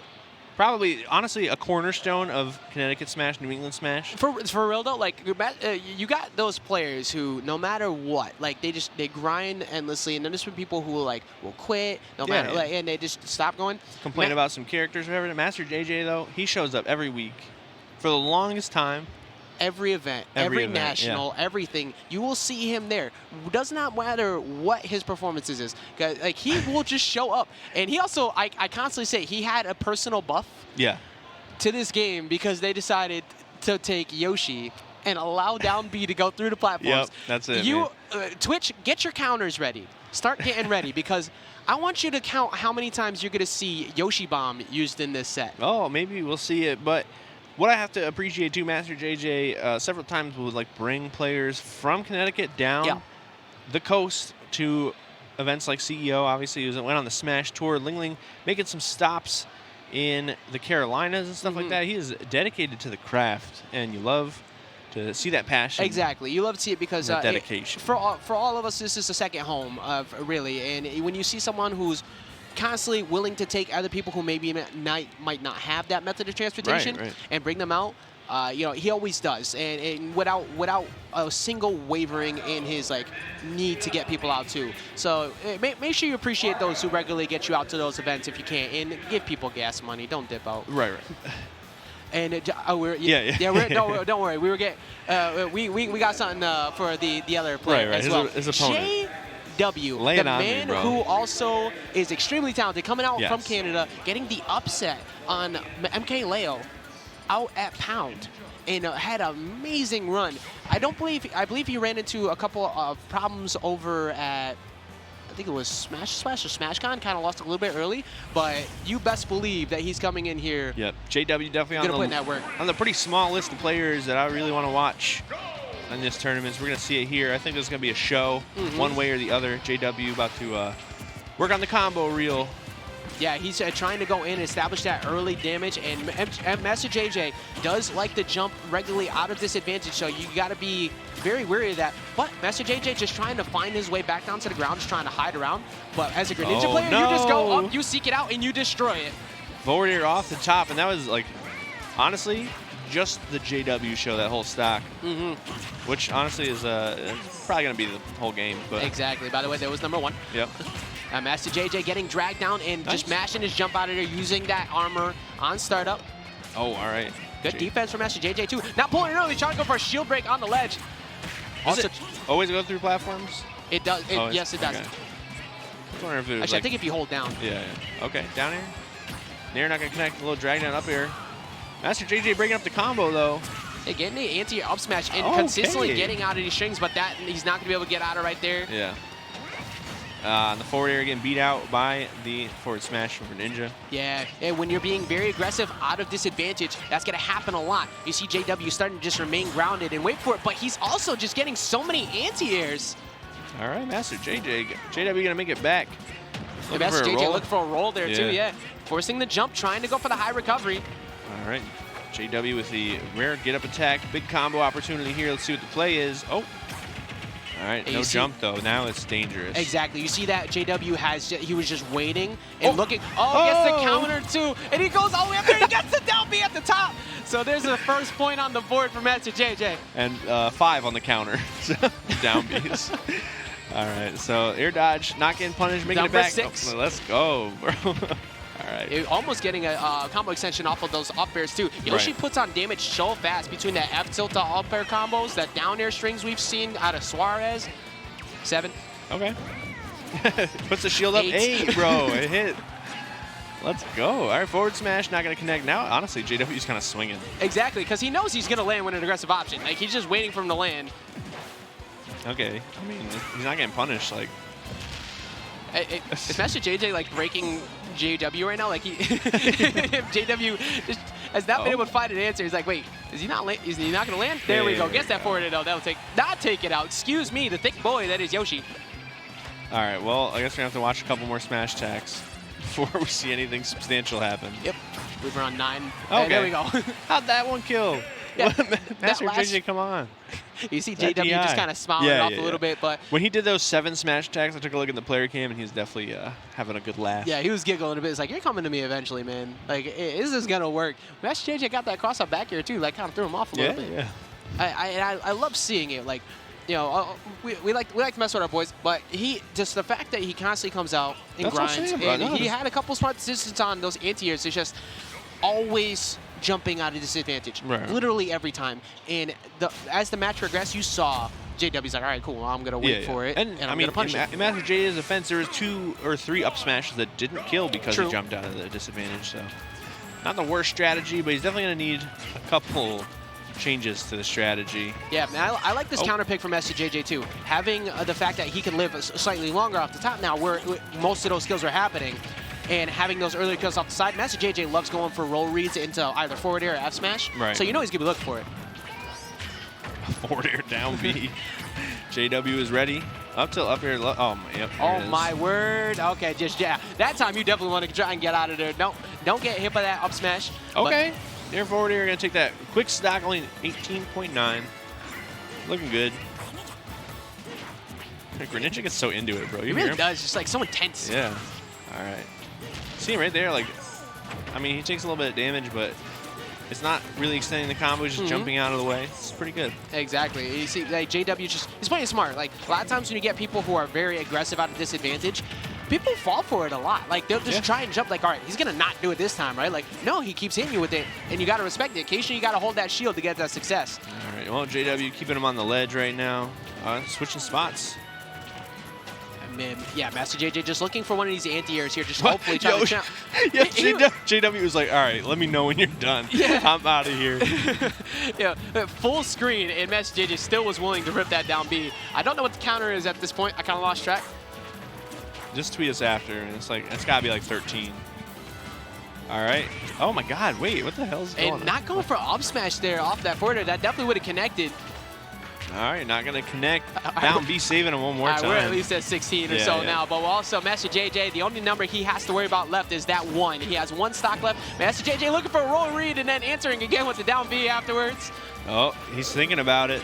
Oh, all right. Oh my God. Getting the shield break. But you know what? JW doesn't need to worry about that too much. He has 3 stocks to 1 lead right now. Yeah. All right, back air. Looking for the up airs. Yeah, you see, he's trying to put an end to it right now. He's just trying not to deal with this anymore. Just move on and bracket. Close this out. As JJ get it. Oh, trying to go for a jab block would have been into the forward smash. That would have closed that out. All right, in the back, you're going to keep Master JJ off stage. Should be able to get back just fine. Oh. That counter should be it. Oh, no, good angle, but still not. Oh, okay, well. It's a good run. Yeah, I'm not sure if he actually had a jump still there or not, but JW answering with that 3-stock answer afterwards, kind of a bit done with the mess there. Definitely. It was not the prettiest Smash Brothers we saw, but that's just part of the game, man. Hey, man, you know, sometimes you got to be consistent. Exactly. And you're consistent with your craft, and he's been doing it for years. Like I said, told you. I don't know what the number was at the end of it all. Double digits at least. Yeah, it was definitely, we were close to Venti. And, you know, I'm glad that we get to see more players coming out here no matter what. Just like I said, it doesn't matter what the performance is. Right. There's a lot of people who will get really down on themselves after having like a not so great run. Yeah. Then there's the ones who constantly come out, and you got to appreciate them. But also you got to appreciate the talent of Canada and their strong players in JW. Going to be moving on the winner's side. All right, good to see. And we have plenty more singles coming up, but it is going to be the end of our block. So we will be giving you some more singles with some different commentators, and we'll be back later with some bracket, and we'll be back very soon with some Wave B pool. So stay tuned, and we'll be seeing you. Welcome back, everybody, here at Shine 2019 here in Worcester, Massachusetts. I am Viram, and with me is a good gentleman right here. I'm Hazmat. You said Worcester right. Yeah. I'm so proud of you, man. No one has said, I don't feel like I haven't heard it said. I'm from England. Of course I'm going to say it right. We made the word. You made the whole language, actually, I think is what happened. But anyway, Worcester, Massachusetts, what's going on? Like Viram said, Shine 2019. We're moving on to round 2 of singles pool. Very important set of pools here because this is where we can see really, really big upsets happen. Stepping up to the stream, we have DeBuzz, of course, number... I have it right here. 7 on the PGR. Yeah. I was like, I got it somewhere. Number 7 on the PGR, but he had a little bit of a rough showing at SmashCon. He exited at 49th, losing to New England Rob, Rafi, X, and also Riddles, my son. So, you know, a lot of New England connections there. DeBuzz going to bounce back, though. We've always seen DeBuzz, you know, have really high, consistent peaks. Yep. Very, very rare to see him do so low like that. So I expect him to bounce back in a big way at Shine, but he's going to have to overcome a tricky opponent first. Rishi, yes. Now, I know that Rishi's been kind of bouncing back and forth between a couple of characters. We may see the Link coming out from Rishi here, but who knows? Who knows what he has in his back pocket? He played Kirby all the way back in Smash 4. Definitely not a character back when he was formerly known as Smash God, of course. But, yeah, he could bust out anyone, really. And, of course, the Olimar most likely coming out from DeBuzz, the tried and true. One of his strongest characters ever since all the way back in the Brawl days, coming through in a big way here. And, of course, here is the Link coming out from Rishi.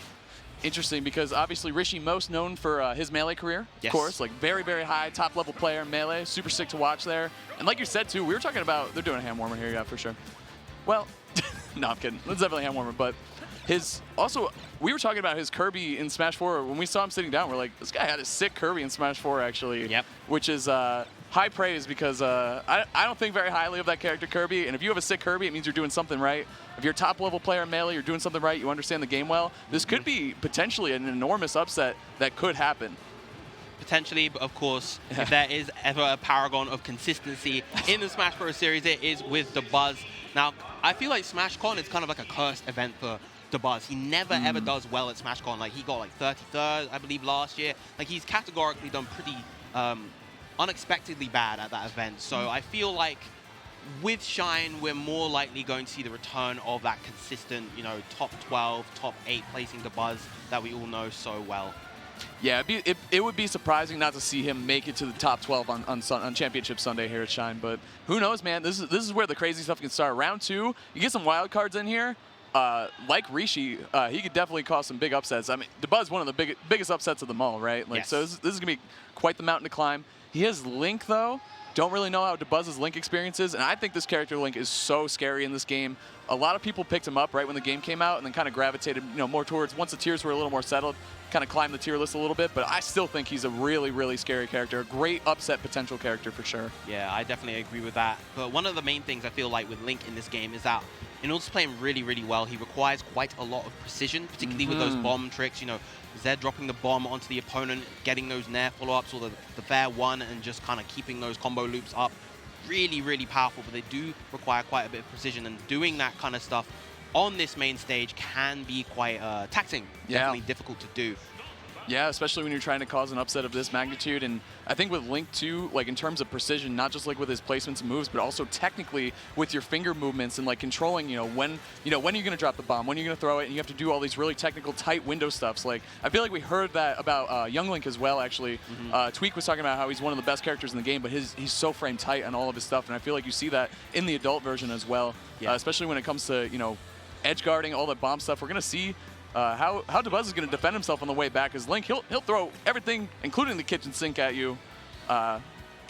Arrows, bombs, all that crap. He can get a little aggressive, get off stage against Olimar, whose recovery, got a little nerfed when that patch touched him. So that did. It's scary. That said, though, speaking of throwing the whole kitchen sink, Olimar is absolutely no stranger to doing that himself. That side B you are going to see in space throughout this set. You're going to obviously see the forward smash coming out as well. And just as a whole, I feel like Olimar generally is a character that does really well against other zoners. Being able to throw his incredibly low commitment side B and just kind of nullify his opponent's projectile games is really, really effective. So we'll see how this set pans out. And if the hand warmer was an indicator, I believe they're going to Battlefield. Oh, no, they're going to FD first for game one. Okay, makes sense. Definitely a good stage for both characters. It's going to be a head-on collision here. No platforms to hide on. They're going to go with the projectile warfare Virum to open up this game one. Yeah, and you already see the projectiles flying, but even before that grab, DeBuzz was winning that projectile wall. 50% racked up already. White Pikmin 2, did you see him pluck out the purple, get the shield damage from behind? That was so good. Great recognition from DeBuzz. He knew Rishi didn't want to drop. Oh, God, that's a stock already. DeBuzz, hey, you guys call him potentially not the flashiest player, but there goes a stock in under 30 seconds. Yeah, the low profiling, getting under Link's sword from that up tilt and just being able to charge that forward smash all the way. Virum, DeBuzz took 1% on that first stock. That was just short of a perfect stock. A nice punish there. He's going to keep up the pressure. Look at this, man. He's playing in the perfect zone right now. That he is. Rishi finally getting a little bit of damage tacked on. Down tilt into the up B, good damage, forcing him off stage. Link is quite good at edge guarding. DeBuzz going high, though. I mean, DeBuzz is so good at recovering with Olimar. I feel like that's where other, even high-level Olimars fail in comparison to DeBuzz. His recovery is so nice with this character, even with the nerfs in effect. Yeah, absolutely. How the blue clanked with the bomb right there. Like you said, Virum, coming right into play, dude. Just out-projectiling him, basically. He's got 3 Pikmin ready to go at all times, and that bomb clanks with one of them. He's got 2 in the back. He's ready to go. Yep, that he is. Great full down. Almost got the KO. That move is absurdly strong. Definitely different from how it was in the previous game, but still really, really good. See the finesse on the recovery. He dipped down just outside of the explosion range of that bomb. He threw the yellow Pikmin to lighten the load, and he can control Olimar better on the way back, but that bomb, almost enough. Rishi can't find the kill quite yet. Almost getting KO once again, but finally catches the high recovery. Beautiful use of the bomb to force that high recovery there. He was just ready for the punish. With the bomb set up too. He dropped the bomb, threw the boomerang underneath it. He's trying to create his own projectile wall here, but now we got DeBuzz at the ledge. He's going to stand there. He's going to, oh no, he got aggressive, but now we got Rishi in control here. DeBuzz just gave up the stage control there, and now Rishi's in good spot. That he is. Finally returning back to center stage of both players, but Rishi's really doing a good job hanging on despite that ridiculously fast first stock. He is at a big deficit, and DeBuzz does have the double purple. Purple, purple, red. Yes, a very deadly lineup. 135 on the Link. Rishi's got to be careful. Look at DeBuzz respecting the bomb, though. You grab it, Link cannot detonate it. Now DeBuzz is using, he has everything. You're talking about the kitchen sink. He's got the bombs in the Pikmin. What a scary lineup. Rishi having so much trouble just getting out the corner, dealing with the double purple. He's very much struggling. And another thing that Olimar, of course, has is his ability to pick up items with the Pikmin. If you throw a Pikmin when it's on its way back, it can pick up items along the way. So they can pick up the bomb if they want to and bring it to Olimar. That's right. Nice job. Look at that. Throwing the active hitbox of the purple and swinging with the yellow, too. Nice. Catching that jump there from Rishi with the forward smash. Good job by DeBuzz. He had the lead. I feel like Rishi started to, get a hang of the matchup, started playing better, but then DeBuzz just became DeBuzz basically and brought it back. He's like, you know what, I want the stock lead back. I'm going to take it. Once again, DeBuzz with the double purples, just harassing him with this short hop side B, and it's just doing so much work. Rishi struggling to find an answer at the moment. Trying to find his way in. He's charging a little bit in. Not liking the projectile warfare at the moment. Nice finesse on the up B, though. He saw it. Buzz has been getting aggressive, actually, off stage a couple times against this Link. You can see he's confident in hitting Rishi on his way back to the stage, but Rishi's done a good job at avoiding the Buzz when he flies at him. That he has. And notice how Buzz is dealing with the bomb. Not only is he using his side B to kind of keep it in place, but when he sees that Rishi is trying to attack the bomb, he swats it away with his own forward airs and the like. Nice. The double purple coming in clutch for Buzz there. He threw one out, very active hitbox. Threw another one out, too, defended himself, got back to the ledge. Really, like I said, the recovery from Buzz, there's so much that he does well in this game. I think recovery, honestly, might be the best one. There's so much he does so well. It's hard to pick, but it's definitely saved him a lot in this set. This set would be a lot closer if his recoveries weren't on point. Another great forward air coming out from Rishi. 101% deficit, and a purple is back online. One forward smash will be the end of this. Great combo off the bomb. What a conversion, and now he has Buzz off stage. Buzz going high, activates the Nair, and goes back to the ledge. Rishi will take that, though, because he's in a good spot still. But Buzz crossing him up with a Nair and taking back center stage. Well played again by Buzz. All the linger on the hitbox of the down smash, catching Rishi when he thought he was all right, but Buzz taking that game 1. The yellow Pikmin, that more active hitbox there is very, very good. Buzz taking that one down. Man, Rishi started cooking there at the end. The first conversion he had into the forward tilt, I was like, oh, here we go. Yep. This is how Link gets started, man. And once you start panicking against Link, he can just destroy you, especially Olimar's KO percentage at Link on average. If it wasn't Buzz and he wasn't recovering like a genius, it's probably at like 60, 70%. Olimar's just going to get obliterated by a hard read from the Link. So Rishi, you know, Buzz had the lead pretty much the whole game, but Rishi, he hung in there for sure. Definitely going to be really interesting to see how the rest of the set plays out. Rishi showing multiple signs of life throughout that, but going to his counterpick, Pokemon Stadium 2 this time, having some platforms to work with, see how the dynamic changes. A big thing is going to be you can angle the boomerang and throw it down from the platform. Same with the bomb, too. I think Link kind of has, if he has a high ground like that, it's a decent position for him to try to create a good opening in neutral. But so far, 3 damage off of one white and a grab. Insane. Oh my God. That's Buzz, man. This is more or less what we saw the first stock of game 1. He only took 1.2%, but here you go, Rishi on the board. Looking for an option out of there, but Buzz using the platforms to his advantage, getting out of the disadvantage. Okay. Good respect right there from Buzz, respecting the bomb a lot, moving around it very well.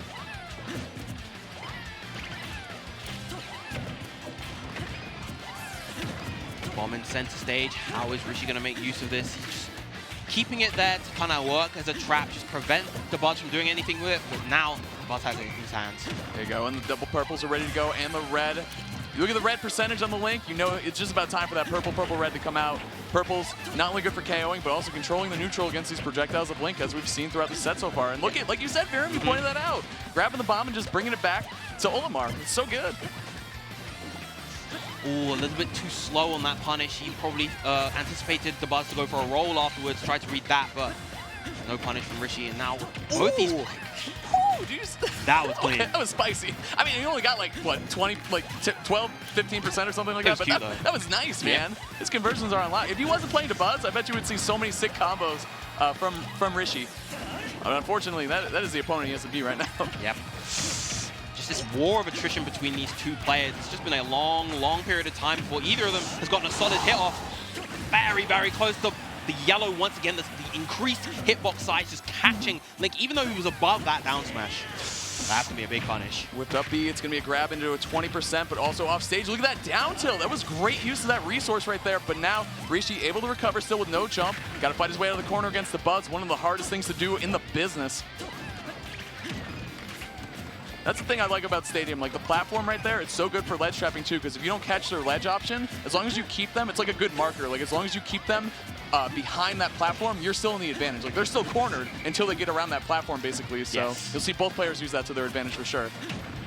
Platform's such a critical part of this stage.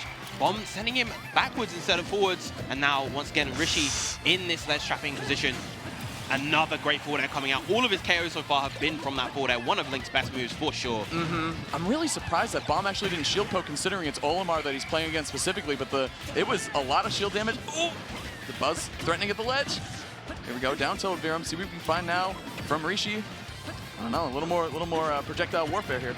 I know one thing that Buzz is definitely going to be looking for is that blue grab. Blue up throw will comfortably KO at this range. There it is. The blue grab, but now we have the red too. Very strong Pikmin in terms of smashes. Can definitely get a KO, and of course the deadly, deadly purple. Yeah. And we've been complimenting the Buzz's recoveries, but Rishi's have been equally as fantastic. Just weaving back ever so slightly to avoid those down airs from the Buzz, but finally the blue up throw coming in, and Rishi on his potential last winner's side stock. Yeah, he's got a mountain to climb here to Buzz, though. He has him in a good spot. Nair in to grab, and now we see what the ledge trap situation is from Link. This is where the character shines. The edge traps, the ledge guards, again, great stuff with the bomb. And another one, taking the KO. Really, really close game now. He just drilled him with it and blew it up. That was nice and simple. That was like a week 1 Twitter video that got 1,000 retweets. You know what I mean? Like, whoa, look at this Link edge guard. That was so good. But Rishi deserved it because the way he ledge trapped the Buzz over and over and made him burn his resources like that, that was brilliant. Rishi right back in this. Absolutely fantastic gameplay coming out from Rishi. Only a 30% deficit, but again, this long-range war of attrition is that game that Olimar is more than happy to play. Yeah, this is bread and butter. He feels super comfortable right here, especially to Buzz too. He's been doing this, since Brawl basically. So. Yep. Oh, what? Did you see him kick that? The finesse? It's like Pele, man. That was perfect. That was nuts. Rishi's crazy, dude. This play, I'm like mesmerized right now by this Link. It's crazy stuff, but the Buzz, he is not mesmerized for sure. He's trying to hold this one down. We got 2.5 minutes left on the clock. The Buzz holding center stage. He's going to be chilling right now. And again, this whole war of attrition that's been going on has just allowed the Buzz to get that lineup, that double purple into the yellow this time. Although Link, of course, is not quite at KO percent just yet. Now, this Still is got to be careful. This is pretty even right now, actually. I know percentages, numbers-wise, it's not, but the kill power on Link combined with how heavy he is, this is pretty damn even right now. And the way that Rishi at the moment is making use of that bomb as well as the net to just create this wall effective against the Pikmin. There's still, again, so much residual damage. The white dealing so much. The fair, no resources left. And the offstage side B sniping him out and taking the set forward to Buzz. Beautiful stuff. DeBuzz said, hey, you sniping that second stock? That was nice. You know what? Here's a snipe from me. See ya. And he just threw the purple Pikmin, man. That was so sick. That was perfect. He recognized Rishi. He didn't have any resources left. That was the only place he could have gone. If he activated up B right there to avoid that purple, it would have been an easy back air, down air imagination basically from Buzz. I don't even know if he could have recovered from that point anyway, but that was really sick from DeBuzz, the retaliation. But I got to say, really well played by Rishi there. He did a great job, like you said, especially when he found like the hole that he wanted to play in. Like he dug himself in. He's like, I'm going to shoot the arrow now. I'm going to bomb. I'm going to mix it up. Like the way he was mixing up his projectiles, coming around to that last bit of game 2 was super nice. So well played by Rishi. Like we said, he definitely put on a good show to say the least. Yeah, excellent stuff from both players. And another thing that I thought was really fantastic about Rishi's gameplay right there was the fact that, as I mentioned before, he was doing a really great job recovering. He was really doing a good job making use of the bomb in a lot of situations. Of course, sometimes it wouldn't work out, but still, overall, really, really solid performance. But coming up next, we have the not-so-secret of Tri-State. He used to be a secret. He used to be the secret, but now the best Bowser in the world, I would say. Easy. Very, very easily. We got Leon on the PGR at 35th. It's been unfortunate because Leon, he couldn't make it to EVO. Everyone wanted to see him play against MK Leo at that EVO. Best of 3, Bowser, maybe the scariest combination that you can have in the game. But he was PGR 35 at Defend the North 2019, a tournament held in Tri-State. He got wins on, get this, one tournament. Jen, who's an amazing Palutena from Tri-State. But here you go. Mars, Light, and DeBuzz at one tournament with solo Bowser. 3 top 10 players in one tournament. That is absolutely ludicrous. And they all play such different characters and play styles, right? You got ZSS that you have to deal with from Mars, who can just kill you at 0. Like, she doesn't care about heavies, you know what I'm saying? She just can obliterate stocks. Light, what can you say about that kid? He's a lightning bolt. And DeBuzz, of course, the number 1 threat. Like, if you want to be a top player, you got to beat DeBuzz, basically. You have to have at least one DeBuzz win on your belt. And you only lost to Sam Sora that game, so. Meanwhile, on the other side, we have Pickpocket, who was here earlier on in the stream, Villager main. He beat player 4 in order to get here. So nice. If there's a character that can definitely kind of keep Bowser at bay, it is Villager. Just keeping him at that mid-long range, throwing that slingshot, using that Lloyd, just playing that War of Attrition as we saw kind of in the previous set, just in a slightly different flavor. And you know this one, obviously, being a Charizard main yourself. You act like Squirtle and Ivysaur don't exist. You're the craziest guy on the planet. But anyway, moving on from that point, the thing about heavies in this game against zoners is every heavy in this game can jump now because of the universal frame 3 jump squat helps so much against zoners. It's such a good tool, and it just, like, it changed the game so much for zoners. Sorry, for heavies yeah. against zoners. Yeah, there you go. So that we'll see how he makes use of that. Bowser just such a scary character. He only has to win neutral 2 or 3 times before he's ready to make a hard read and pop your stock. Look out, that shirt is sick, by the way, from Leon. The Bowser one, very clean. That shirt is dope, man. He's ready to play. But you better be ready to buckle in, man. You can't get, you know, impatient or make any foolish mistakes against, you know, a good villager player, because they'll destroy you for it. You gotta pick your spots wisely, especially when you're a big moving target like Bowser. Indeed. I don't know what he's doing. He's definitely gonna pick Bowser. Is he trying to fake everyone out? Leon, you're not tricking anybody. You just hear like Sonic. What? To be fair, I bet you Leon Sonic would be sick. You didn't say anything. Hey, I doubt it. Opposite end of the spectrum characters, but who knows? Who knows? You play Richter and Ken, who are like opposite end of the spectrum characters. No, they're the same. They're both very good men. Anyway. Just beefy boys, but starting off once again on Pokemon Stadium, immediately going for the side B. The thing about that side B right there, too, is it pops you in this good spot for Bowser to follow up. Like you saw Leon go with the up tilt, looking for other stuff. The up B getting the last hit. You're going to see a lot of those up Bs. Get ready for the spin to win. Bowser's going to be dizzy by the end of the set between Nair, up smash, and up B. He spins a lot. Oh, God, that was almost a stock. And that up smash, I believe the invincibility on that shell, so good. Look how big the net gets when he grabs Bowser. The net is enormous from Villager, but the down air coming through. Nice job by Leon. He's in full control here. Pickpocket trying to get his foot in the neutral started. Able to just jump over that slingshot, go for the fair, that gigantic fair. Definitely going to take the stock in this position. Pickpocket having a hard time getting off the ledge, and there goes the stock. We were talking earlier about how good the frame 3 jump squat is. Look how he's jumping with these fairs, just trying to swat Pickpocket out of the air. That didn't used to be an option that Heavy's had in this matchup. Look at that. He's going for it a lot. He's mixing it up between up B, base, grounded up B, and fair. And then side B to when he tries to shield. It's really basic, but really strong gameplay from Leon. And now Pickpocket having to play from behind. Kind of a tricky situation for Villager, usually having to play the relatively slow games. He does have some explosive firepower, particularly in that tree and the bowling ball, both of which may even KO Bowser at this pretty low percent. Yeah, once Pickpocket gets Leon off stage, we're going to see what he does, you know, in order to edge trap. Oh, that almost comboed. Leon's crazy, man, but now we see Pickpocket doing a good job controlling the neutral. He doesn't care about stage control that much. He's got that trusty slingshot. What a reaction on the parry into the side B. Almost getting the KO around 80%. That move is incredibly strong. The back throw may do it here. Yes, it does. I can't get over that net. It's like a cartoon, dude. Especially when he pummels, it's enormous. But now we're seeing Pickpocket trying to find something more. But no, it's Leon's turn to talk. He's got Pickpocket off stage trying to take... Ooh, he was a little bit too close to the flames. If he got the edge of the flames there, he would have just pushed him off with the non-flinching hitbox of that Fire Breath. Pickpocket did a great job getting out of that really bad situation. I feel like a lot of players would have lost their stock there to someone like Leon, but Pickpocket held on, and now he's got 150, working almost with max rage. This is a decent situation for him. He's got stage control. Yes, and he's found his kind of comfort range. He's keeping Leon pinned away from him as far as possible, holding that mid-range, that mid-long range spectacularly, and Leon has had a hard time even getting a hit so far, finally finding that forward air. Pickpocket's got to be careful of his down smash. He's 0 for 2 with them so far. One of them got parried into a pretty big punish in the side B from Bowser, and another one just got avoided, and there you go. Because of that down smash again, he was put in that disadvantage spot. Leon cashing in the stock with a forward air too on the other side. Very nice. Yeah, not only are Bowser's hitboxes huge, but the character jumps really high considering his size, and of course he moves very fast as well. Absolutely terrifying presence just on the field. How does he move like that? It doesn't make any sense. He's been working out, man. Has he? Good for him, man. He looks good, you know, I gotta say. All those Mario sports games, they count for something, man. Mario Olympics too. That's a gif of him on the bicycle, the tricycle, pedaling really hard. That's how he did it. There you go. Shout out to the bear. Shout out to the bear, that's right. Here we go. Good shield pressure there. Look, he wanted to end the game. Yeah. He was done with this game. He had enough. The reaction forward airs to the Lloyd rocket have been really strong. Just getting rid of that. Can't get the down air at the ledge. Get rid of that option from... Yeah, that's it. Really hard for Bowser to deal with that, with the bowling ball in that position. Nice. Pickpocket's gone for that ledge jump and then back air a lot, or forward air, slingshot, but either way. Leon adjusting to it there and keeping him off the stage. It's very nice. Oh, God. Okay, down angle? Sure. Yep. You got it.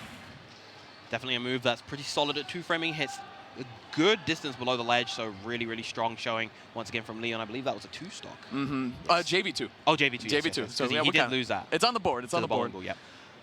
The thing about this matchup is, I think on paper it should be more stressful for Bowser, but when you play against a Bowser, I feel like there's no more stressful character in the game to fight against because he has absolutely. some of the best. He's a heavy that can kill you at 50 with a forward smash read, but also has some of the best out of shield options, not just for a heavy, but in the game between side B and up B. So it's like, do I shield and then get grabbed, or do I try to spot dodge the grab and then I get up B? Like it's just so stressful. So once Leon gets in, very very hard for Pickpocket, but he did a great job, especially in the later stocks. Like you said, Viram, finding the sweet spots in the neutral and controlling the stage against Leon's Bowser. Oh, using the armor that is on the tilts and smashes from Bowser. He has a very limited, low % amount of armor on each of those moves. I believe it's 4% for all the tilts, like 8% for up smash and down smash, and then 10% for forward smash. Sounds about right to me. There we go. Pressure at the ledge again. Okay. All right. Pickpocket did a good job getting out of the corner, not taking too much damage. It's good. Once again, the Fire Breath just kind of preventing Villager from getting out any of his own projectiles. Really, really strong move. Nice. One thing that Pickpocket has played around really, really well is the down air from Bowser. Obviously, you can't mix up the speed of it anymore. Leon was so good with that, the way he mixed up the slow down air, the fast down air, trying to trip you up. But I'm telling you, he's like 0 for 6 now, I think, on down airs. I don't think any of them have connected, but he keeps going for it, hoping it'll work. But Pickpocket now has the lead, just like that. He did get that one trade in the first game. Oh, that's right. That's really about it. Pressure at the ledge. Villager's very good here. Good patience there from Leon, not jumping into the slingshot afterwards. But there's a down smash. It is going to connect into a forward smash. Pickpocket feeling himself, dropping a taunt. That is a big stock because now Bowser's going to have to approach Villager a lot. Yeah, one of the things that Leon didn't quite respect about that. Ooh, very, very close. But he didn't respect the low cooldown of the bowling ball. That is very difficult to punish on block, but that should be no. Yes, just about getting the KO with that side B. Leon, of course, keeping this close. Nice. Bowser definitely a character that's, as you mentioned before, very stressful for basically any character in the game to play against. Even the other heavies have a stressful time versus Bowser, knowing that he's going to die after them just because how much heavier he is. Right. Nope. It's Pickpocket trying to recover. We saw Leon use that neutral B very well against the balloons before, trying to pop them. Keep the pressure on Pickpocket when he's trying to recover. Don't want to give it to him for free. Once again, thought for sure Fair was coming there. He's like, he always looks for the Lloyd Rocket and tries to fair him out of it. So I thought that's what he's looking for. But Leon, privy to the other plans, man. and you see him using a lot of this F tilt of the ledge. Of course, it's hit earlier, but another thing he's trying to do, he's trying to hit the balloons to increase the hit lag of that F tilt, the back air, exploding out, destroying Pickpocket's stock. Troublesome situation here. Now we got Bowser with the lead. Leon playing in his own sweet spot, that mid kind of range where he can react to the slingshot, and then what happens afterwards. Trying to catch his jump, trying to catch a Lloyd Rocket or anything that's coming afterwards. But here comes Pickpocket marching back into this matchup. Nice, good use of the Lloyd Rocket there. There we go. That's the up B out of shield. Difficult situation once again for Pickpocket, but he's doing a really, really good job overall at the ledge, comboing into the Lloyd Rocket from that distance. Yeah, and there he actually, oh wow. Hard Okay. cool out on the jump. Beautiful Oh. stuff to Leon right there. Okay, Leon, you could just swing like that. So, well played set. I just got word. Shout out to Vicky Kitty. She sent us a little information here. Pickpocket is number 7 in SFL, South Florida. And he plays against Nick Riddle, the legend, who is Bowser main in this game. He played Bowser pretty much in every game. So, like you said, Pickpocket, there were definitely some signs of brilliance there in terms of the neutral when he controlled that nice long mid-range game. Yep. Was really, really good from him. But what Leon was good at doing was avoiding his first option and calling out the second option. Shoot the slingshot, or you're going to jump in, I'm going to fair you. Shoot the slingshot, you're going to do the Lloyd Rocket, I'm going to jump at you and fair you. Yep. Throw out the Fire Breath, throw out something, man. But Leon, he was really good at that matchup. And that's a stressful matchup for Bowser, man. And another thing I liked right at the end is, of course, he got caught at first by that bowling ball into the down smash. That caught him the first time. The second time, he immediately adapted and jumped right after shielding the forward smash, and that prevented him from getting hit by the down smash. And then he just hard called out the jump from Villager. So that was a really, really great finish coming out from Leon. But up next, we have Black Twins, one of Canada's best for a very, very long time, up against Puppet, who made such an explosive run earlier this year. Yeah, a couple good runs here. CEO, of course, being his biggest one. He got 5th place. He put some W's on the board, though. One on Nairo, one on Abadongo, one on Esam, one on... No one will ever forget that back air on Esam. That is forever. Someone might get that as a tattoo, honestly. It might be you, because you love Charizard. Anyway, see ya. It's the Samsora back end. I think, did Sam have that as an emote? He made it. I think he made it his banner picture at one point. One of them did. It was either Puppey or Sam. I can't remember. It was hilarious, though. But also, Super Smash Con, Puppey got 17th, which is pretty respectable. But he got a win on Elegant and Void, so that's really good. Yep. Taking down SoCal. Two really, really strong players. Players I respect a lot, so good job by Puppey. We'll see what Black Twins can come up here. I know he was a Pichu forever. I heard he was still playing Pichu post-nerfs, which I love to see because I still think the character is very good. I honestly think the character got a little too touched up. I thought the character was fine before, but Black Twin's going to try to make it work here. Still a super, super sick character. Going to be going against, though, Pokemon Trainer. We talked about this character a lot this weekend in Virum. I think Trainer's kind of the talk of the town right now. Yeah, definitely. There's been so much Pokemon Trainer representation at the higher ends of the brackets, those top 32s, those top 64s. I believe at EVO top 64 or something around about then, there were like 7 Pokemon trainers at that level, so that's kind of insane. But of course, Black Twins versus Puppey here once again on Pokemon Stadium 2. They're making the babies fight. You got Squirtle versus Pichu. This isn't okay, man. I can't watch this. It's not cool, man. But okay, now we're good. Now we're talking. Ivysaur coming in. Look at this, though, from Black Twins, racking up the damage. This is the Pichu play I missed to see, honestly. And this is kind of an interesting immediate switch coming out from Puppey because Ivysaur can have quite a hard time against Pichu, just dealing with Pichu's mobility, and just once Pichu gets in, what does Ivysaur really do in that position? Finally, Puppey gets those forward airs, and the huge damage coming out from the up air. Here's the problem with Pichu. He's basically at KO %. Oh, yes. Oh, there you go. All right, Virum, he's on the board. Let's see what he's got. Charizard, 119. Absolutely at KO % now. That's funny how that works with this character, right? Oh, no, you're fine. Oh, never mind. Just kidding. Switching over to the Charizard. Got to recover here. Black Twins, good patience. Looking for the quick. Tried to catch him with a ledge trump, but that's what happens. If you go for a ledge trump, you whip, you go for an aggressive offstage option, suddenly your opponent has all the stage to work with and all the advantage, and that was perfect by Puppey. Going for a grab as Black Twins doesn't get the up throw into Thunder. Trying it again. There we go. Good conversion there. Super effective move, all that good stuff. Gonna be taking down the Charizard, but now we're seeing Squirtle against Pichu, and Puppey kind of gave up on this matchup early on in the last stock. So let's see. It looks like he's sticking with it a little bit more, trying to use like the more aggressive, movement-based Squirtle. Yes. One of the key things to know about this matchup versus these two tiny characters is that Squirtle is the slower of the two, so it's a little bit harder at times for him to play that whiff punish game, particularly against a character with frame data as good as Pichu's. Once again, the switch is already coming out again. That Squirtle did a pretty good job. Like 45 on a Pichu is pretty damn good. Like that's a good start of a stock for sure, because he's close to KO %. Here we go. One can't help but wonder how much of that % was put on by Black Twins himself, particularly with that increased recoil from the previous version. Go, back throw. Oh no, you went up throw? Okay, he's looking for it. Nice. Wait for the head dodge, beautiful stuff. The extra weight of Charizard allowing him to live beyond that. But now we have an even game. Nice. Until the up smash. Up smash going to be doing good job taking down the stock. I like how, Black Twins, the aggression at the ledge kind of betrayed him the first stock, but I like that he's sticking with it, coming around the second stock, and it worked out. Looking for an up smash at the ledge, didn't find it there, but found it center stage. Beautiful stuff.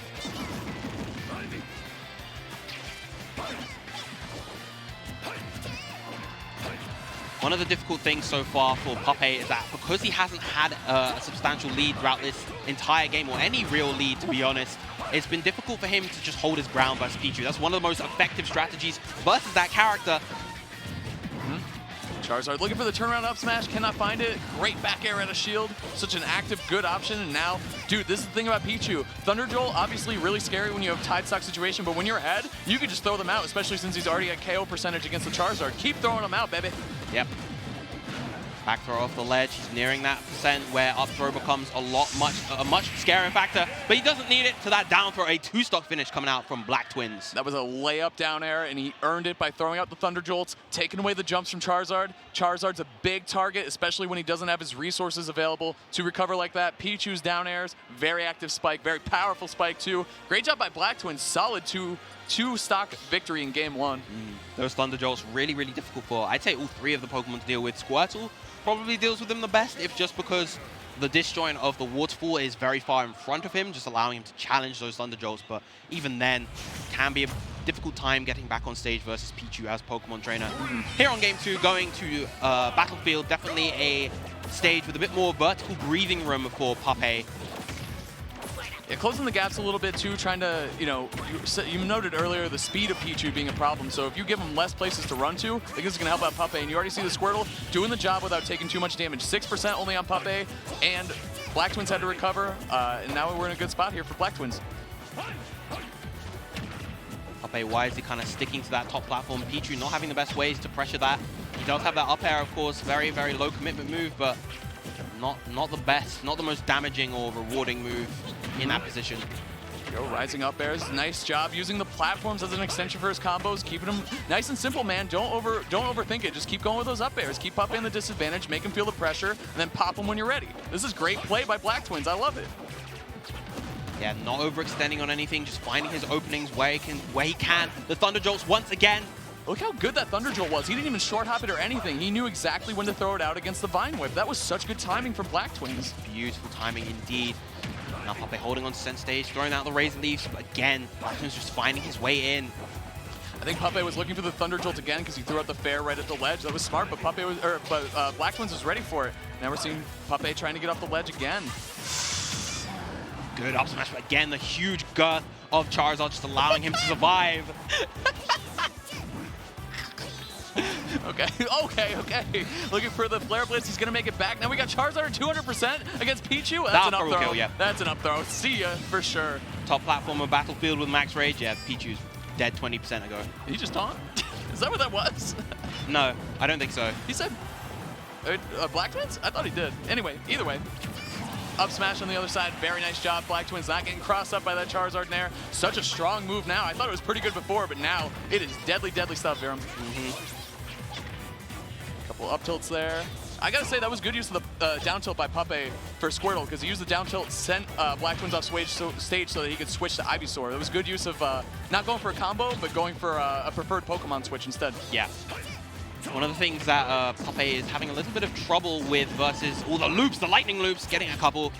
It's the last time you saw a lightning loop. Oh. Dude, it's been a minute. It has been a minute. I miss this character. I love Pichu.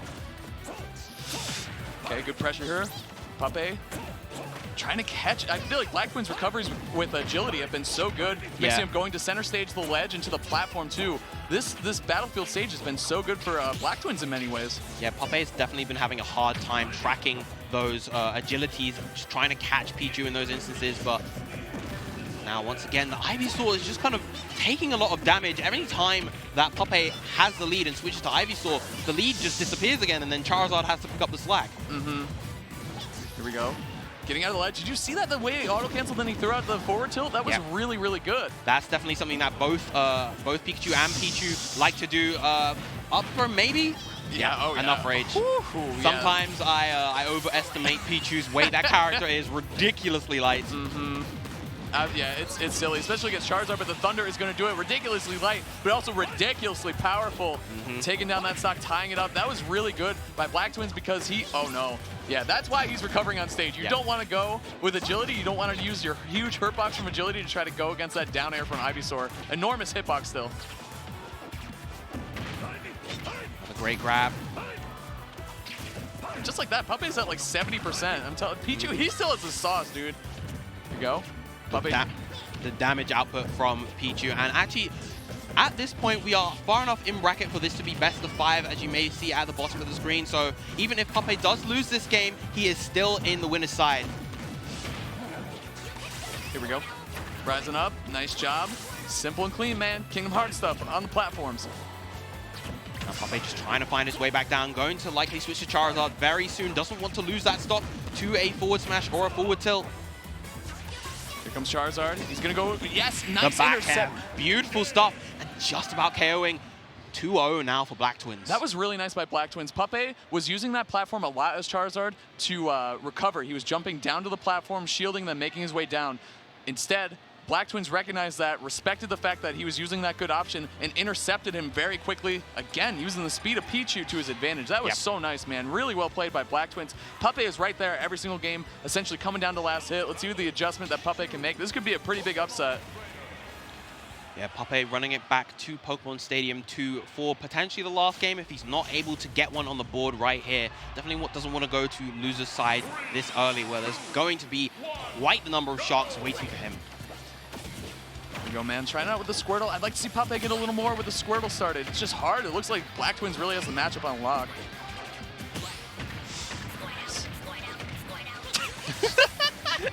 Wait, what Pokemon was that? I forgot his name. Was that Wartortle? I don't know. Might have been Oshawott. I don't know. It was the same sound clip every time too. Like, here we go though. The train of back airs. Okay, that's a Belmont Pokemon. That was the whips, and nice, great use of the thunder there. Did not see that one coming, and neither did Pape. I can't. These up airs on the Pokemon, it's Ivysaur and Squirtle, I can't listen to it anymore. But anyway, bad situation. Nice use of the forward air there. Pape getting aggressive at the ledge. Nice. He's got the lead now, Viram. Excellent stuff to Pape. Now this is definitely a tricky situation for Black Twins, having to work at the deficit. He needs to find this KO as early as possible. Beautiful switch right there, finding his way back onto the stage with Charizard. Grab, it's going to be the back throw.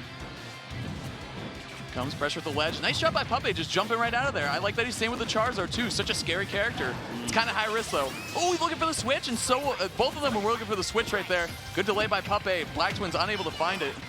Pape's taking off with this game 3 big time. That he is.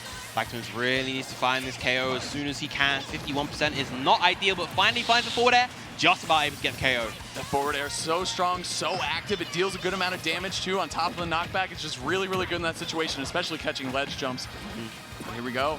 Pape Squirtle really came to life in this game too. He's going to go to the Ivysaur though, to add up a little more damage and rack up some stuff. But oh no, it's a Charizard in disadvantage. This is really bad.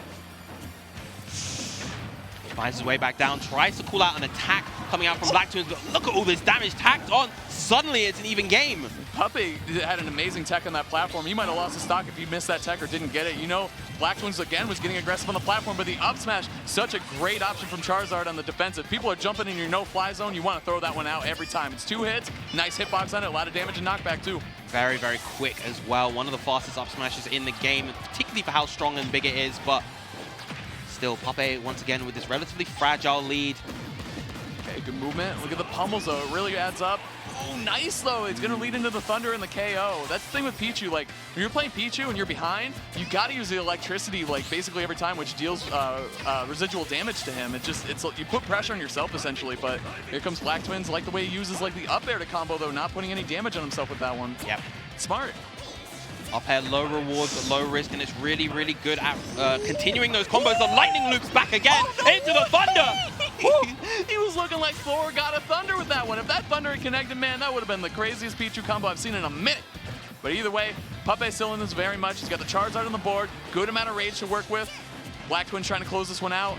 Definitely don't think he wants to see a game 4. Pape looked like he was lining up the back air, but instead he's going to get an up smash, almost KOing. Very, very close to KOing. Another one coming out. Up throw, is that going to be the play? No, forward throw instead. Looking for a little bit more percent before he goes for that up throw. He's going to get another grab. No, he doesn't. What a roll. Black Twins has been looking for a lot of up smashes at ledge. Pape was confident he wasn't going to go for it there. But now we have Black Twins. Got to find his way to the corner. The forward air from Charizard. Not going to KO. Wow, I'm surprised. Yeah, that was the sour spot forward air. The sweet spot definitely would have done it, but that forward tilt, destructive. Any character would have died in that situation. Dude, I'm sweating for both these players. These games keep getting closer and closer, and finally the pendulum has swung into the favor of Pape there, taking the game down. See if he takes off with this momentum now. He's a PGR player for a reason, Viram. Yeah, Pape just about able to scrape that victory out, just hanging on for dear life on this winner's side. Black Twins now going to Town and City in response to Pape's Pokemon trainer.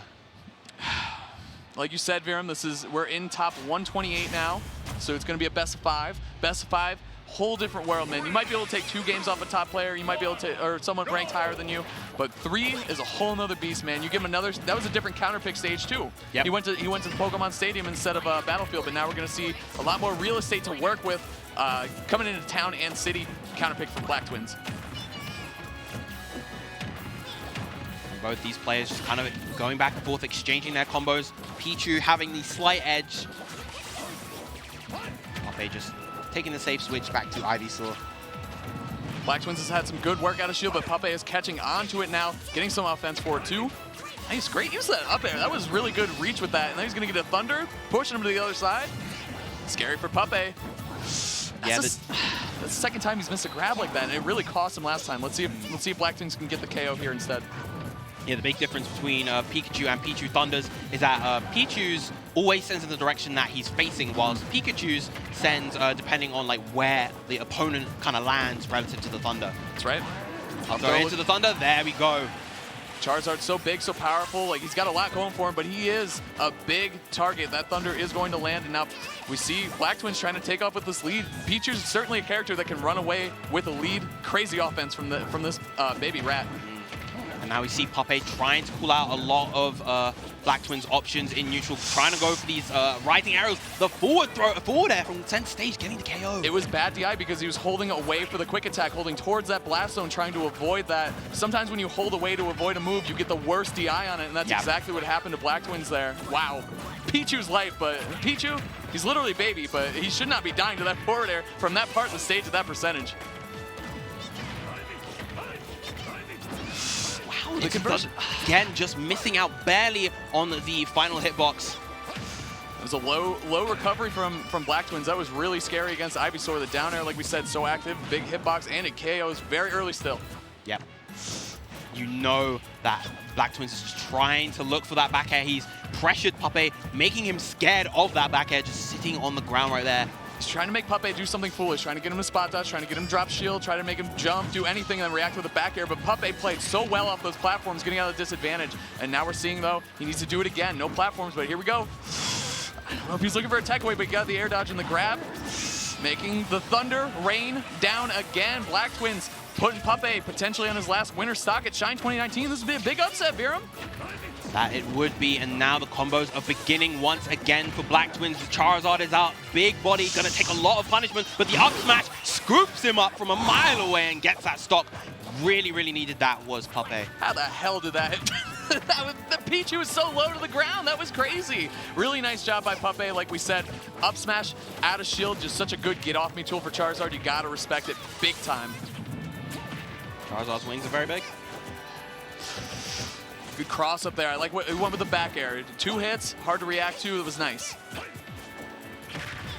Those kind of ambiguous cross-ups are really, really crucial. Ivysaur finally putting in a bit of work, but the Thunder waiting for the air dodge, but no punish. There was a switch punish potential and the air dodge on the way down. Oh no! And now we're gonna see Pape trying to take this game back, going high to the platform. Oh my God! That back air just inches off. Another grab. Up throw will not be enough just yet, but a forward throw at the ledge will do it. Forward throw or up throw, and you've got to look out for that forward tilt as well.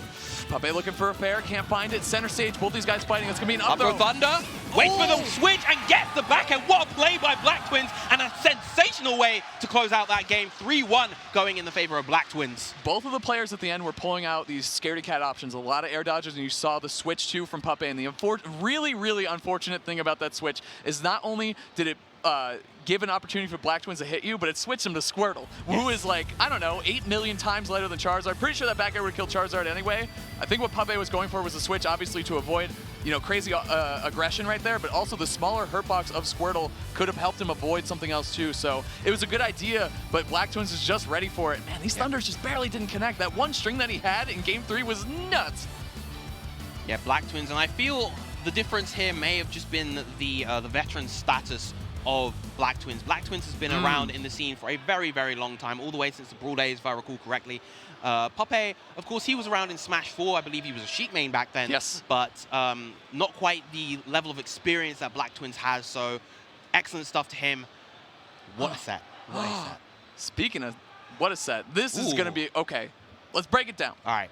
Let's do the easy one. I'll do Tweak. Okay, I'll leave Kiwi to you. Okay, Thank so you. Tweak, Appreciate obviously, current #2 in the world, one of the best players in the world, one of the few to take an S-tier tournament outside of MK Leo, winning Frostbite near the start of the year. And he has been focusing primarily on Pokemon Trainer over the past couple of months. But, of course, he has a plethora of characters under his belt. He's got the Wario, he's got the Young Link, he's got Roy, he's got a Wolf.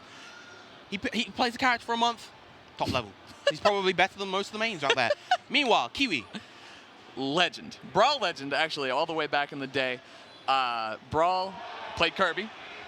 Pac-Man came out. She was like, that looks like an awesome character. I disagree, but Kiwi makes this character look so cool. She's got all sorts of traps lined up in terms of the fire hydrant, the different bonus fruit that she's going to be charging up. She is amazing at this game. She got top 8 in doubles at Shine with Pelka. That's a Snake Pac-Man team.